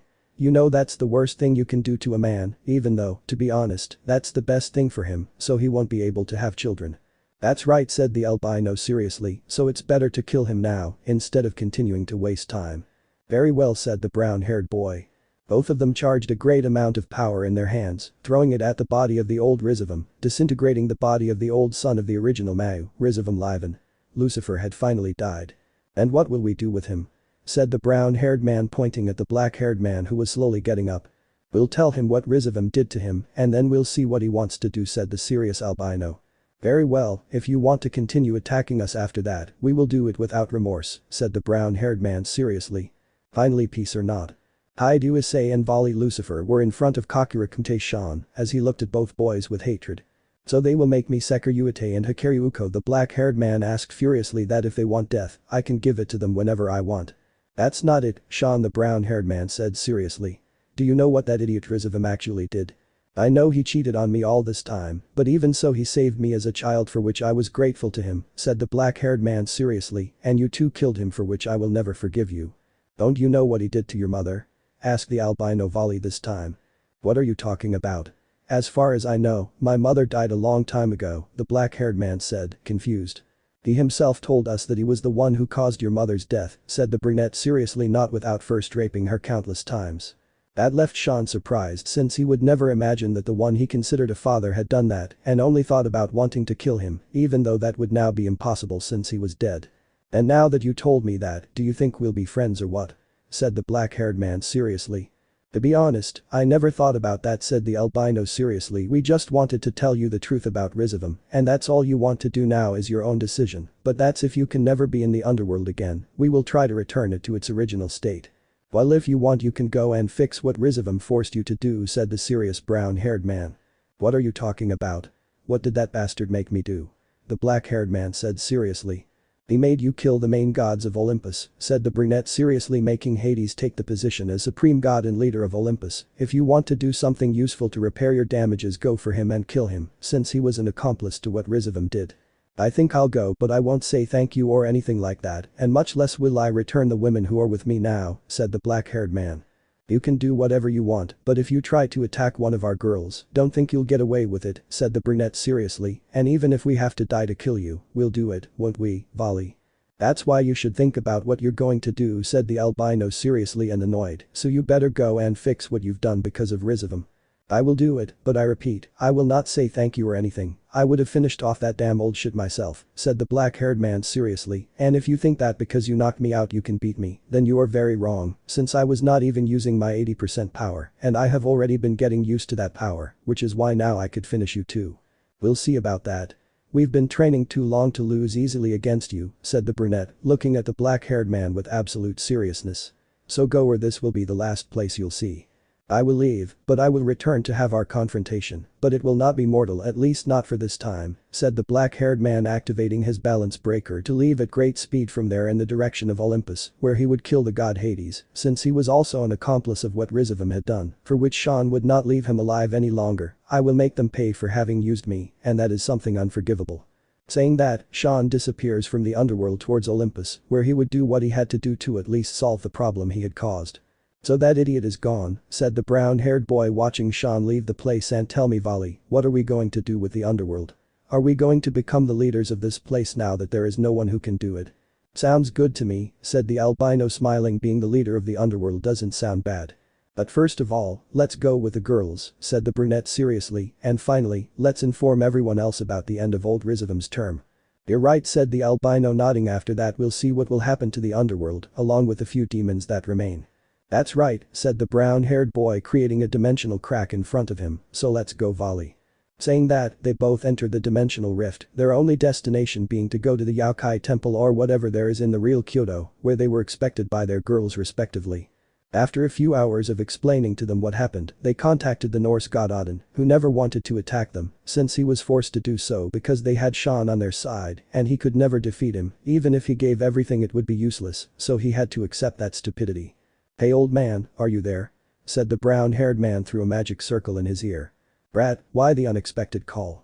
Do you think you'll help us stop Rizevim? Asked the god Odin seriously. He is no longer a problem, he has been dead for a few hours, said the serious brown-haired man, surprising old Odin. How could you finish him off? Wasn't he supposed to be with the Sekiryuutei?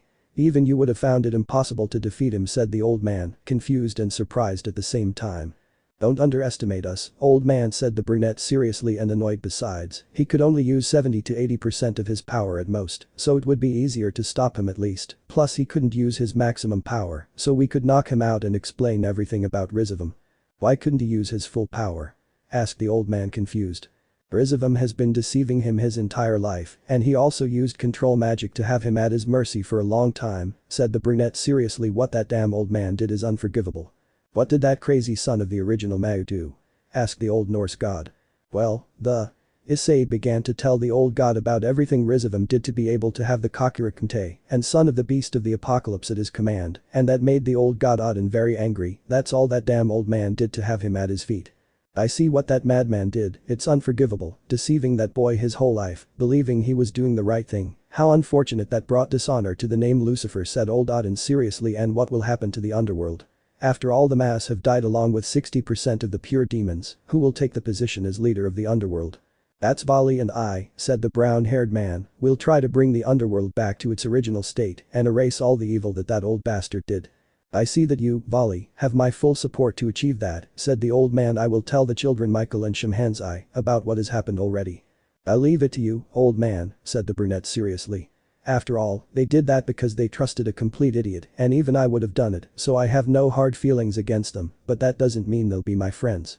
That's it, Sekiryuutei, I'm leaving, said the old god, ending the communication with Issei, who was furious.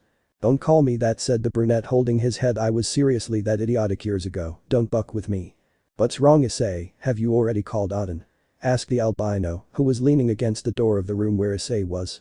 That's right, Odin already knows everything and will tell Michael and Shimhanzai, so Betrayal will already know, so you'll have to be careful when you go to see him, said the serious brown-haired man. You're right, said the nervous albino, but why did you scream? Old Odin called me Dragon Op Sekiryuutei, said the brown-haired boy, annoyed. Was he so perverted and idiotic as to let me call him that? Well, said the albino, looking away, making Issei feel worse. "No, it's better not to answer me," said the brown-haired man sadly. "It would be better if we wait to see what the others plan to do about the underworld." "I think you're right," said the albino seriously. "They will decide whether they want to give the surviving demons a new chance, turn them into slaves, or, at the very least, leave them to their fate." "You're right," said the brunette, nodding to what Vali said to open someone to enter the room, being that it was Roswis who looked at the brunette. "What's going on, Roswis?" "Issei, have you already spoken to the leaders about what happened a while ago?" asked the Valkyrie. "I'm leaving you alone," said the albino, retreating from where the couple was to be caught by the two fallen angels. "Huh? What the hell? Vali-kun, this time you are going to satisfy us all the time you were training and resting," said both Penemu and Akeno to drag Vali Lucifer to some room where they would not come out for a few hours, or possibly until the next day. "No, not now with a demon," said the albino, clinging to the door, but it was useless and ended up entering the room, whereas I said he would not get out of there for a long time, which would only be decided until two more perverted fallen angels were satisfied. "It seems that idiot will be left dry," said the brown-haired man smiling. "And Ross, why do you ask me that? Is it because of your grandmother Gondor?" "That's right," said the albino. "I've wanted to see my grandmother again for a while, that's why I ask you." "Well, now things are resolved with the Nordic faction, so you can go and visit your grandmother, or we can go visit her to tell her about our thing," said the brunette, approaching the albino to caress her right cheek. "Or wouldn't you like that, my beautiful Ross?" "Of course, Issei," said the albino, smiling to kiss the brown-haired girl passionately. "I have always wanted to tell Oba-sama about our official relationship." "Me too," said the brown-haired man, smiling. "After all, once we tell him about it, I want to ask for your hand in marriage if you accept." "Of course, Issei, I will always tell you yes," said the albino, hugging the brunette's neck to kiss him passionately. "I'm glad to hear that, Ross, although you know that you're not the only one I'll ask that of, and that two others have already gotten ahead of you quite a bit regarding the relationship with me," said the brunette, smiling. "I know I wasn't the first to get pregnant with you, but I know that even without being the first, you're going to love me," said the albino, smiling. "That's a given," said the brown-haired man, smiling. "I'm glad, Issei," said the albino, putting her head on Issei's chest, "since he was now older than her, and once we're married, I want you to also give me a child just like you did with Kuroka and Yasaka. Will you do it?" "Take it for granted, Ra," said the brunette, kissing the albino's forehead. "You will bear my child once I tell your grandmother to give me her blessing to marry you." "That makes me very happy, Issei," said the albino, smiling. New Reign of Dragons. It had been 2 months since Issei and Vali had finished off the self-proclaimed Satan Rizevim Lucifer, and these two took the position as the new Richtun, Dragon King, of the underworld, and now the underworld looked much better than when the son of the original Mau controlled it, and this place had recovered by 40% in such a short time, and that had surprised all the leaders of the other factions. At that same time, both Yasaka and Kuroka had had Issei's children. Yasaka had twins, and both were boys. One had blonde hair and brown eyes whom they named Tetsuya, and you already know I'm bad with bucking names. The second boy had brown hair like his father, and the golden eyes of his mother whom they named Hibiki. Both children had a great hidden dragon power, and that had made their father proud. Kuroka for her part had 3 children, 2 were girls and 1 was a boy. The first daughter had black hair and brown eyes whom they named Kurumi. The second daughter had brown hair as well as her eyes, although these had more feline appearance like her mother whom they named Erika, and finally the son she had with Issei. He had black hair and brown eyes with a dragonic appearance. That child was named Aoba. For him it was happiness to be with his family, although there was not always great happiness. The first reason was that he had to introduce himself to Roswis Gondor's grandmother, who was considered some time ago as the most powerful Valkyrie of all, although now she only trains future Valkyries. When she found out about her granddaughter's relationship with Issei, she did not take it well enough, since he had protected her when all that happened, although when she found out that he had stolen her virginity, she did not take it very well, since he had already forced them to marry. The fury that Roswis's grandmother had intimidated Issei, including Vali, who was passing by at that moment, both having the same thought in their mind: an angry woman is terrifying.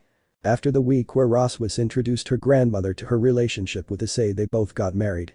Although they all got jealous when Issei married the Valkyrie, a week later he married Yasaka. The following week after that with Kuroka and with Ophis, well, he didn't marry her, since that seemed useless to her, but in exchange for that, a whole week of hex where she possibly got pregnant, since that had happened a week after that. Right now both Issei and Vali were in a meeting with the other faction leaders, where they were already the new leaders of the underworld, although Issei was also from Hyoudou, since he was married to the leader of the same place, so he took the position of leader of both places, although more that of the underworld, since Yasaka said that she could take the position for herself, although Issei insisted that as long as she took care of her son, he would take it where she had to accept. So Hyoudou, Issei and Vali Lucifer, how is it that you have achieved such a great improvement of the underworld? Issei said seriously that not even the previous mass had achieved, and you only in less than 2 months had managed to restore about half of the destruction that Rizevim Lucifer created. Don't think it was easy to do all that, Issei, said the albino seriously. Even for the two of us to do that, it was very difficult, but we managed to do it and we have restored a part of the underworld and we won't stop until we have completely restored it. That's right, there's still a lot missing, and that's why we'll need your help to restore it completely, said the serious brown-haired man. Very well, brats, we will do it, said old Odin smiling, since you killed the son of the original Lucifer, for which we owe you a great favor. I agree with the god Odin, said the blonde overlord of the sky Michael smiling. Very well, said the brown-haired man seriously, besides that, do you want to know anything else? So what happened to Sean the Sekiryuutei now? Issei asked with absolute seriousness, as did everyone else upon hearing that name. Do you two know what he's been up to up until now? As far as we know, Sean went straight to Olympus, said the albino Vali Lucifer seriously. It was to kill the god of death Hades, since he had cooperated in all of Rizevim's plans, and he is as guilty as Rizevim for what happened to him. I see, but don't you think he could come to kill you both, since after all he still hates you? Said the blonde Michael seriously. I know he can come at any moment, but this time we will finish him off, said the brown-haired man seriously, since perhaps he is not to blame for what he has done, but even so he is our eternal enemy, which is why we have to be alert, since he could attack at any moment, and when he does we will be ready to face him, and if we can, which can happen, we will defeat him. I hope so, brat, said old Odin smiling. Well, if that will be all, I will retire, but not before. Sekiryuutei, I hope you are taking good care of little Roswis. Of course I'll take care of her, so don't worry, damn old man, said the brunette seriously, so go ahead and go to a dive to look for boars with that idiot Azazel. Great idea, kid, said the old man smiling. I'll take it, so bye, I'll go for the brat Azazel to look for women, hahaha. That old bastard is never going to change, said the albino Vali Lucifer, annoyed with what his adoptive father is doing. I'm even ashamed that he's my father. Calm down, Vali, said the brown-haired man, putting his hand on the albino's shoulder. That old man will one day be beaten to the bone by his wife, and I assure you he'll never do it again. I hope that's true, Issei, said the albino sighing, because if it's not, I'll have to control him myself, since everyone will believe that I'm identical to him because I'm his son, even though I'm adopted. Okay, Vali, you're not like that, and it would be hard for me to think seeing you like that, apart from someone like Penemu and Akeno, said the brown-haired boy smiling. At least someone trusts that I'm not like that damn dirty old man, said the albino smiling. Because if you do, I'm sure Penemu will castrate you, and Akeno will spank you until she's satisfied, said the brunette smiling. Are you implying that I'm just as perverted as that damn old shit? Huh. Hyoudou, Issei, said the furious albino, grabbing the brown-haired boy by the shirt. You know, like father, like son, said the brown-haired man smiling, then changing to absolute seriousness, but if you don't want me to put you in that category, go and stop that crazy old man, because he could further tarnish your name, which you have worked so hard to earn. Very well, I'll do it, said the albino seriously. I myself will break that thing that makes that damn old man a man, to see if that way he stops that damned man from being so horny. And why don't you take your mother, Odin's wife, with you so he will suffer even more, said the brown-haired man smiling. Or don't you think it's a great idea? To be honest, it's one of the best ideas you've ever had in your entire life, said the albino, since the idea had been wonderful and perhaps the best he had ever heard, so I'll go and teach that damn old man a lesson. Saying that, Vali Lucifer creates a dimensional rift to disappear from there. So, do you two have anything else to say? The brunette asked seriously. Yes, it's worth saying it right now. I have a lot of things to do once I retire. It's nothing important, Hyoudou, Issei, so you can leave, said Issei seriously. After this meeting, I will tell Betrayal that he can once again go see his daughter. Very well, although that should be told to Vali since she has nothing to do with me, but well, what does it matter, I've already retired, said the brunette, disappearing into a dimensional crack in the place. I'm glad that once again we have the two celestial dragons on our side and that everything has been resolved, said the blonde Michael smiling. Don't you think so? That's right, Issei said, smiling, and I'm even happier that Vali has matured into a better man than Azazel or Odin's old man. It seems that you love Vali-kun a lot, perhaps you are one of those who bat on that side, said the blonde jokingly, smiling. Look, Dove, if you don't want heaven to be left without its current leader, you better shut your damn mouth, said Grigory's leader with great anger. Okay, Issei, you can't stand a single joke anymore, said the nervous blonde. I can take the jokes, but when you're insinuating that I'm gay, I can't help but want to punch the person who said that in the face, said the leader of Grigory, a magic circle appearing at his feet, so go book yourself, Michael. Saying that, Issei disappears from the room where the meeting had taken place. "He can't take it anymore," said the blonde, smiling, "although I think I went a little too far with that joke, or a lot." Leaving aside the Joker of the century, in Olympus there was great destruction, and among them there was a man, it was the god of death Hades, who had been humiliated in a battle against Sean, who was using his maximum armor and only showed a small scratch, although Hades was not alone, and for the reason that the Sekiryuutei had used his maximum power, was that the god of death had brought the Grim Reaper to finish off the Sekiryuutei. Being that after an intense battle Sean had managed to kill Samuel, the most powerful weapon to kill dragons, being that not even that weapon had managed to defeat the son of the beast of the apocalypse. How is it possible that you're lost against a piece of shit garbage, said the god of death, mortally wounded in the stomach, why you're not even a small part of what Rizevim was. That trash is already dead and you are also scamming him for having collaborated with that trash, said the black-haired man seriously, and if you think you can beat me, then you should know that you are very wrong, since not even Samuel who is the maximum dragon magic weapon could against me, you will not have a single chance against me. Ma. Damn, I won't give up against a plague like you, said the god of death raising his right hand trying to launch an attack, and I am the Supreme God of Olympus, someone who can't be defeated by a piece of shit like you. You were only the supreme god because Rizevim forced me to kill the rest of the supreme gods and assured you that they are stronger than the trash that you are, said the black-haired man putting his weapon on the skull of the god of death, so please die, that way you will do this world a great favor. Saying that, Sean shoots, ending the life of the god of death Hades, thus eliminating Rizevim's last ally, or so he wanted to say. Now only Euclid Lucifuge is missing, and finally it will be you two Hyoudou Issei and Vali Lucifer, so you will see that black is more powerful than red or white, said the black-haired man seriously looking at the black sky, so expect to receive your punishment Sekiryuutei and Sekiryuutei. Rest for the dragons.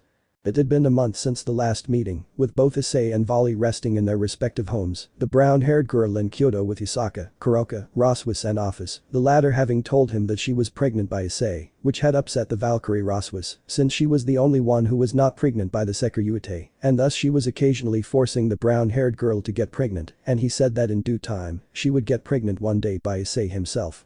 Which somewhat upset the albino since she was the only one who did not have something of Issei.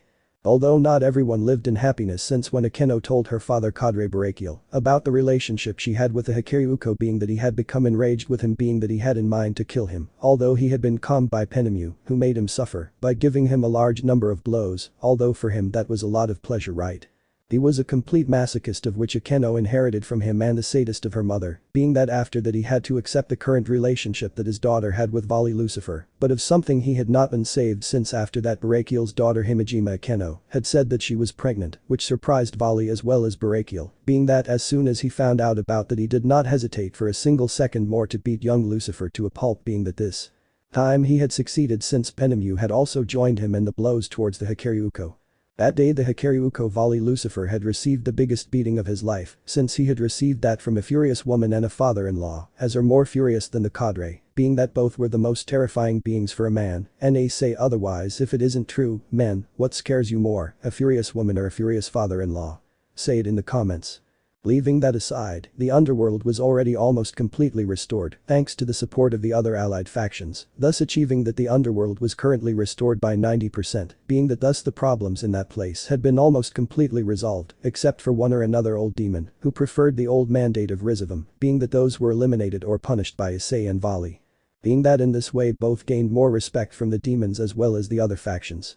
Between both dragons they had to learn something, and that was to be parents, for both that was an unknown place, Issei already having children with Kuoh, and Yusaka was able to get used to it slowly, although it was not the same with Vali Lucifer, since he did not have much support from his father, and although he had the possibility to learn from that, since he had about 8 months to learn how to be a good father unlike Issei, who already had to learn very quickly, although his dragon protective instincts helped Issei much more than Vali, but both of them worked very well for that dragon sense, since that way, they were able to adapt more to their future, without leaving aside the daily training, so as not to lose power, the day Sean arrived since that day they would have their last battle.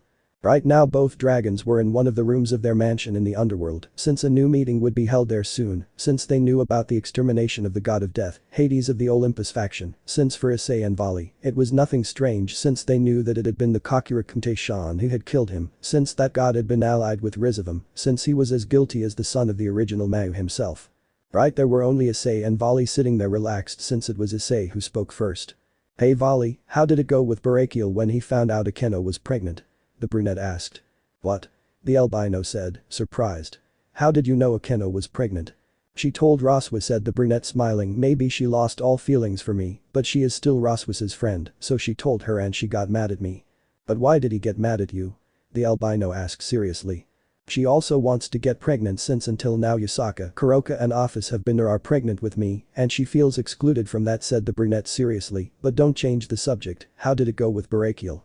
He has wanted to kill me since he found out that his daughter was pregnant, said the albino sighing. You don't know how difficult it is to calm him down or prevent him from trying to hit me, and more Penemu, who has been trying to force me to get her pregnant. Sigh, I have had several exhausting days. Yes, I see, said the brown-haired man smiling, looking at his phone, but as I remember, he told me he would come in about 10 minutes.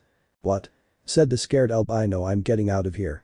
Ahahaha, I was joking, said the brown-haired man laughing like crazy. Hahaha, you are a damn scaredy cat. Hahaha. Fuck you, Hyoudou, Issei, said the albino grabbing the brown-haired boy's shirt angrily. There are times to make jokes and to joke about them, but you don't play with that, damn asshole. Haha, very well, you are a party pooper, said the brown-haired man smiling, so let go of my shirt. Very well, asshole, said the albino taking his seat once more, feeling a great chill down his back when he saw Penemu's face in the door with a psychopath's face, which terrifies Vali. Issei. Oh, that's right, with so much joking around, I forgot that Penemu was going to come, said the brunette smiling while putting his left hand behind his neck. Sorry, I forgot. Damn you, said the terrified albino while sweating profusely. You should have said it from the beginning, you know that she wants to force me to get her pregnant. Vali-kun, said the cadre with a look and a tone that made even Issei nervous. Run, Vali, if you want to be complete. I recommend the serious chestnut. Good idea, Issei. Bye, said the albino jumping out the window in the room to escape the place. Little legs, what do I want them to run for? Screaming that, Vali escapes from the place, being followed by the cadre who looked at him in a way that made the brown-haired man nervous. I hope Vali does well with that problem, said the brunette nervously. A father who wants to kill him for having impregnated his daughter and another who wants to end up pregnant with him. Seriously, I don't know how to help this poor guy. You're not safe either, Issei, said a woman's voice that surprised Issei since it was Roswis. Roswis, what's going on? The brunette said, smiling, as he was cornered by the Valkyrie against a wall. Arrow. Roswis, what's going on? Issei, I also want a child of yours, said the Valkyrie determinedly. I am the only one you left aside, and now that I am your wife, you must give me one. Are you sure about this? The brunette asked seriously. Having a child is a huge responsibility, even for Yusaka, who is already an experienced mother. I know that is difficult, but I still want to have your child, said the albino seriously. Very well, said the brown-haired boy smiling. I will give you the child you so desire, Roswis, so that you can be happy. Really? The albino said, smiling. But I don't want you to get upset about my little whim. Don't worry, after all you are my wife, and someday I would have to give you a child, said the brunette smiling, so stop feeling bad. Very well, Issei, said the albino with a smile, hugging the brown-haired girl. I'm glad I married you with the person I love. Me too, Raw, said the brunette, returning the hug. I'm glad I married you and the other girls, but you know that very soon I'll have to fight against him, so I don't know if I'll come back, but I'll do my best. I know you'll come back, Issei, you always come back, said the albino kissing the brown-haired boy. You're right, I'll come back, said the brown-haired man smiling. Saying that, they both have Hex for about an hour, and 15 minutes after finishing, the faction leaders arrive, both of whom are glad to have finished, since it would be very embarrassing for them to be seen having Hex. Some might wonder what happened to Vali. That's easy to answer. He spent more than 5 hours escaping from the cadre Penemu. With that, Vali began to have some respect for her, since even after so much time, she didn't look tired at all, even though the albino was already exhausted. Thus, she achieved her goal of capturing Vali and having him for herself for several hours. Perhaps she would get pregnant, or perhaps not, that would be known in the future. While in another place you could see someone with black armor holding a young albino. It was Sean who was holding Euclid Lucifuge, the last male Lucifuge still alive in the entire supernatural and human world. Euclid Lucifuge not only cooperated with the damned Rizevim Lucifer to control me, but you also slept with your own sister, said the black-haired man seriously. Why did you do such an aberration? She can only be mine and no one else's. That damn false Lucifer used her, and I had to purify her, said the albino seriously but in pain after having received a great beating from the black-haired man. She was my beloved older sister, and the only person she could be with was me. You disgust me. I thought I felt sorry for the Sekiryuutei and the Sekiryuutei or that I hated them, but with you I feel nothing but disgust, said the black-haired man seriously. Your sin can only be erased with one thing. What do you think I am? Even with my death, your days of peace will never return. You will only bring tragedy wherever you go and those women you stole will die. Haha, said the albino, smiling. The only one capable of governing everything was Rizevim Sama, and now that he does not exist, this world is rotten. Ha ha ha. You better pay for your sins, Euclid Lucifer, said the serious black-haired man. Saying that, Sean stabs his arm into the albino's chest, taking out his heart, even though he lived long enough to see his heart outside and die, after which Sean burned his body until nothing remained but ashes of the last Lucifuge. This was the last one, now all that remains is my battle against you, Sekiryuutei, Hyoudou, Issei and Sekiryuutei. Vali, Lucifer, current rulers of the underworld, said the serious black-haired man, disappearing from the place. The end comes with a battle, and the destiny is marked. It had been several days since Issei had the last meeting with the other factions about what had happened, as well as how he had decided to impregnate Roswis. Until now everything was going peacefully in the lives of both dragons, although as they know all peace must end at some point, and this was the least opportune moment for both dragons. Issei and Vali were spending a peaceful moment with their girls when they simultaneously felt the presence of the third celestial dragon, which had made both of them become too serious since they knew it was time for the final battle against him. Being that they activated their balance breaker and flew at maximum speed towards where the presence of Sekiryuutei was, being that he was not alone since there were several girls behind him, being that they were from the Gremory group as well as those from Vali's group, being that with that both had become more serious than they already were and at the same time somewhat annoyed.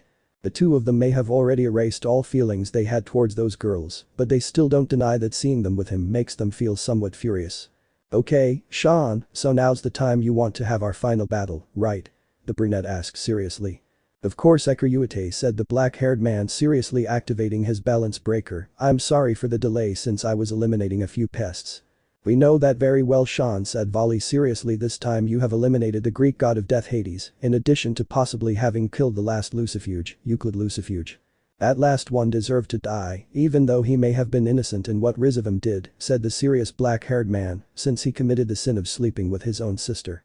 Well, I won't deny that Grayfia isn't still beautiful, but you have a good point about killing Euclid, and I support you, the brunette said seriously. But even so, you've done several unforgivable things, which is why Vali and I are going to stop you here and now. We'll see about that, the black-haired man said, smiling. Last time I swept the floor with you too, but will it be different this time? He doubted it for a long time. Okay, we'll see about that right now, said Vali seriously this time, so let's go all out and tell those women to stay away from this place. Wow, I thought you guys wanted to see them.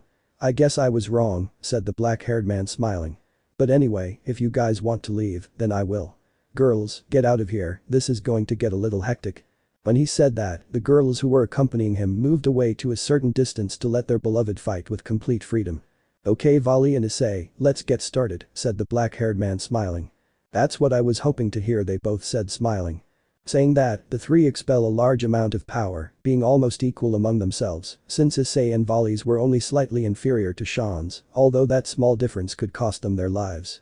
Very well, let's begin. The three said at the same time to disappear and reappear, hitting each other in the face and being thrown due to the force with which they hit each other. Neither of them said anything and they launched themselves again, this time with their fists filled with aura. The blows were going at an incredible speed, so you couldn't see when they exchanged blows, only the shock waves. They were destroying everything in their path, mountains, forests, lakes, rivers, everything in their path was completely destroyed, leaving nothing but a large crater rubble where they passed.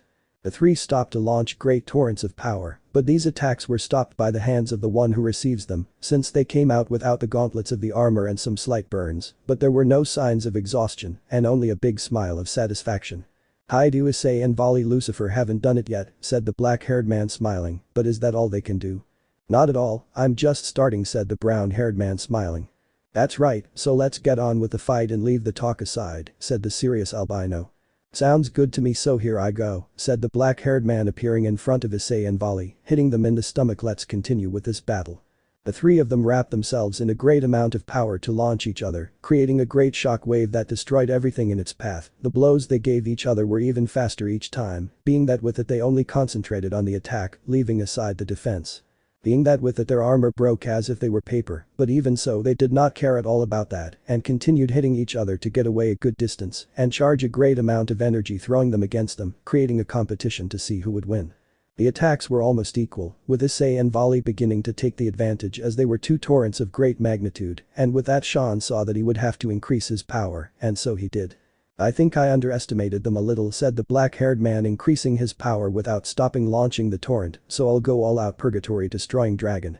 Saying that, Sean's power increased exponentially and thus he took the advantage, thus increasing the power of the torrent and thus quickly defeating the Issei and Vali, being that the only option for Issei and Vali was to evade the attack, being that with that one of the nearby mountains was completely destroyed, leaving only small rubble of what was once a great mountain.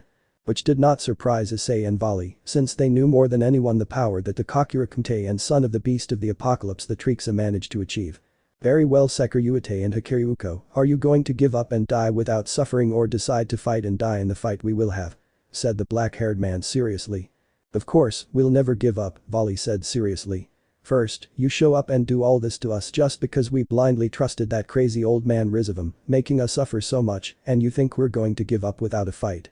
Well, buck off. Vali is right, we will never give up without a fight, so prepare for our last battle, said the brown-haired man, accumulating power so hide and killer dragon. Saying that, Issei makes his armor change until it is the maximum armor he possesses, being that with it he was very strong, although his power was still slightly inferior to Sean's. Wow, your power has increased enormously, Sekiryuutei, but it still won't be enough, said the black-haired man smiling, and what will you do, Sekiryuutei? Will you fight or flee? We will take turns, with Issei fighting you for 10 minutes, and then I will go against you, said the albino seriously. I just want, like Issei, for this battle to be as fair as possible, so your first opponent will be Issei. Okay Sean, let's get started with this, said Issei, increasing his power even more, while he was filled with crimson ore reload on fire.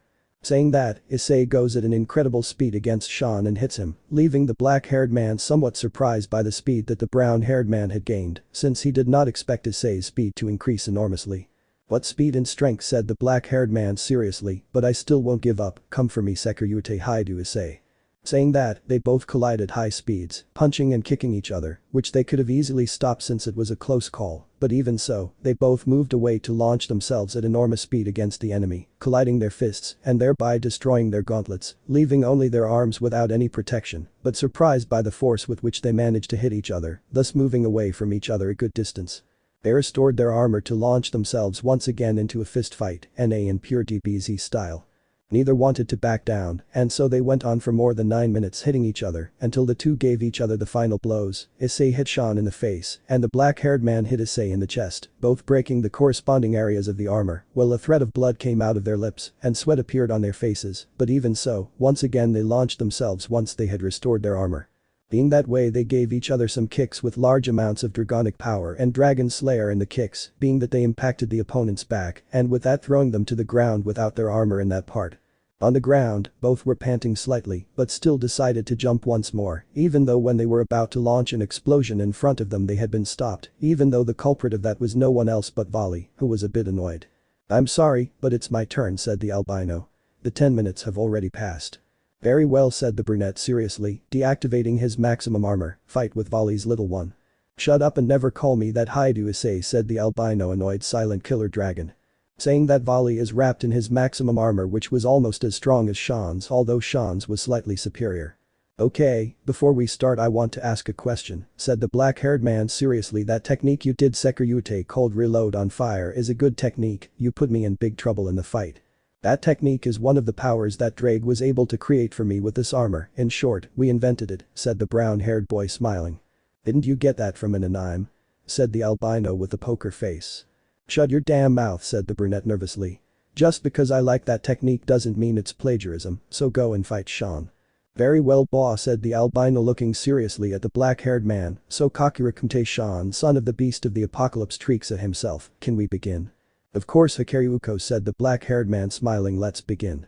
Saying that, both of them launched themselves, giving each other a large number of blows, each punch or kick being blocked almost perfectly by their rival, so it was impossible to know who had the greatest strength until Sean became even more serious than with Issei and gave Vali a big blow to the face which sent him a great distance. Wow, you are very strong, Sekiryuutei, said the albino seriously, but even so you will need more than that to be able to defeat me. Saying that, he launched himself with even greater speed towards Vali and thus began to hit him with more force, thereby managing to break the Sekiryuutei's armor more easily, which Issei detected but still wouldn't do much since it was his turn and Vali had to fix himself somehow since he had already achieved that. Vali, after having received a blow to the face from Sean, showed a big smile, which confused the black-haired man until he felt a blow to the stomach, and after receiving it, he was thrown a great distance due to a burst of power, which surprised the black-haired man. "So you're going to stop playing Vali?" the brunette said seriously. "That's right, I've already tested his strength, and it's very great," said the albino, wiping a thread of blood from his mouth, "so I'll be more serious than before." Saying that, Vali launches himself once more against Sean. This time his speed and strength were much greater than before, managing to have a very even battle until Sean began to dodge Vali's blows without any difficulties and then kicked the albino in the face, throwing him against a mountain, breaking much of his armor, but Vali still did not give up and launched himself once more against Sean, but every time Vali was close to landing a blow on the black-haired man. He managed to land 3 on Vali, and after a few minutes he kicked Vali, throwing him to the ground, leaving the albino without much strength. "So that is all the power of the great Sekiryuutei Vali Lucifer, you make me feel sorry for you," said the black-haired man, bored looking at Issei. "So tell me, Sekiryuutei Hyoudou Issei, do you want to try fighting against me one more time?" "Of course," said the brown-haired boy, smiling. Reload on fire. Saying that, Issei increases his power even more, and so he launches himself against Sean, delivering several blows to him, but with each passing second, it became more difficult for Issei to hit the black-haired man, and less than 2 minutes later it became impossible for Issei to hit Sean. "I'm already getting angry," said the furious brunette, Ddraig. Boost X 100. Ddraig's voice resonated, increasing Issei's power. "Ah," the brown-haired boy shouted, throwing himself once more against the black-haired boy. "It's useless," said the black-haired man, smiling, stopping each blow Issei gave him. More power, give me more power," Ddraig shouted, the brown-haired boy trying to hit Sean. Boost X 1000. Ddraig's voice resonated, increasing Issei's power, even though he was suffering from the exaggerated increase in power. "It only took 1 hit," said the brown-haired man. Reload on fire.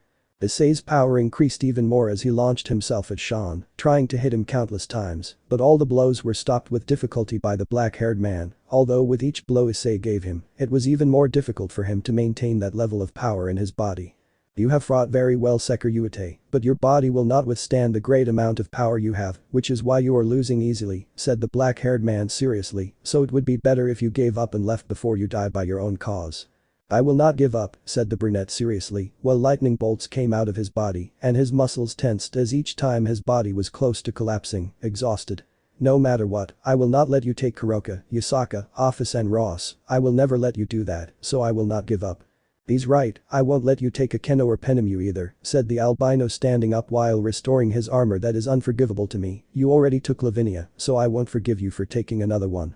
Saying that, they both launched themselves at Sean, causing even more complications for the black-haired man, thus managing to hit him repeatedly in the body, destroying parts of his armor. After 5 minutes of repeatedly hitting each other, the 3 of them loaded all their power into their fists, and with that they launched themselves one last time, colliding their fists one last time, creating a huge explosion that sent the 3 of them far away, thus completely destroying their armor, while leaving them unconscious for several hours.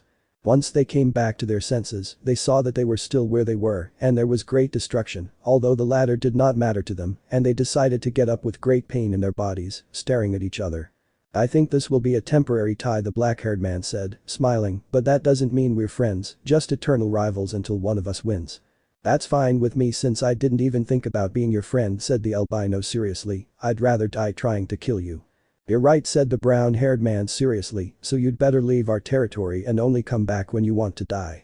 "I think it's fine to have the whole Greek gods faction to myself," said the black-haired man seriously, "but also for the other girls I have. Long before I kill you by sacrificing my life in them," said the albino angrily. "Forget it now, Vali, you already have someone to spend your life with," said the serious brown-haired man. "We'll see each other later, Sekiryuutei and Sekiryuutei," said the black-haired man, creating a portal circle to get out of that place. "PSK, I still hate him," said the furious albino. "Forget that, Vali, and let's go," said the serious brunette, moving with difficulty due to his injuries. "You're right," said the serious albino. When they arrived at their respective homes, after a few minutes they had recovered enough strength to be able to create a portal and leave the place.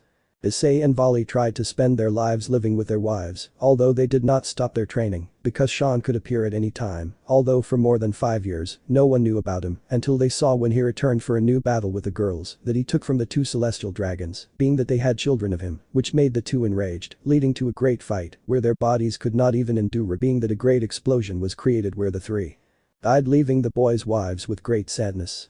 Although the sacred gear of the celestial dragons were given to the children and what seemed impossible happened, there were the souls of the 3 celestial dragons Issei, Vali and Sean, filling the dragon girls with joy.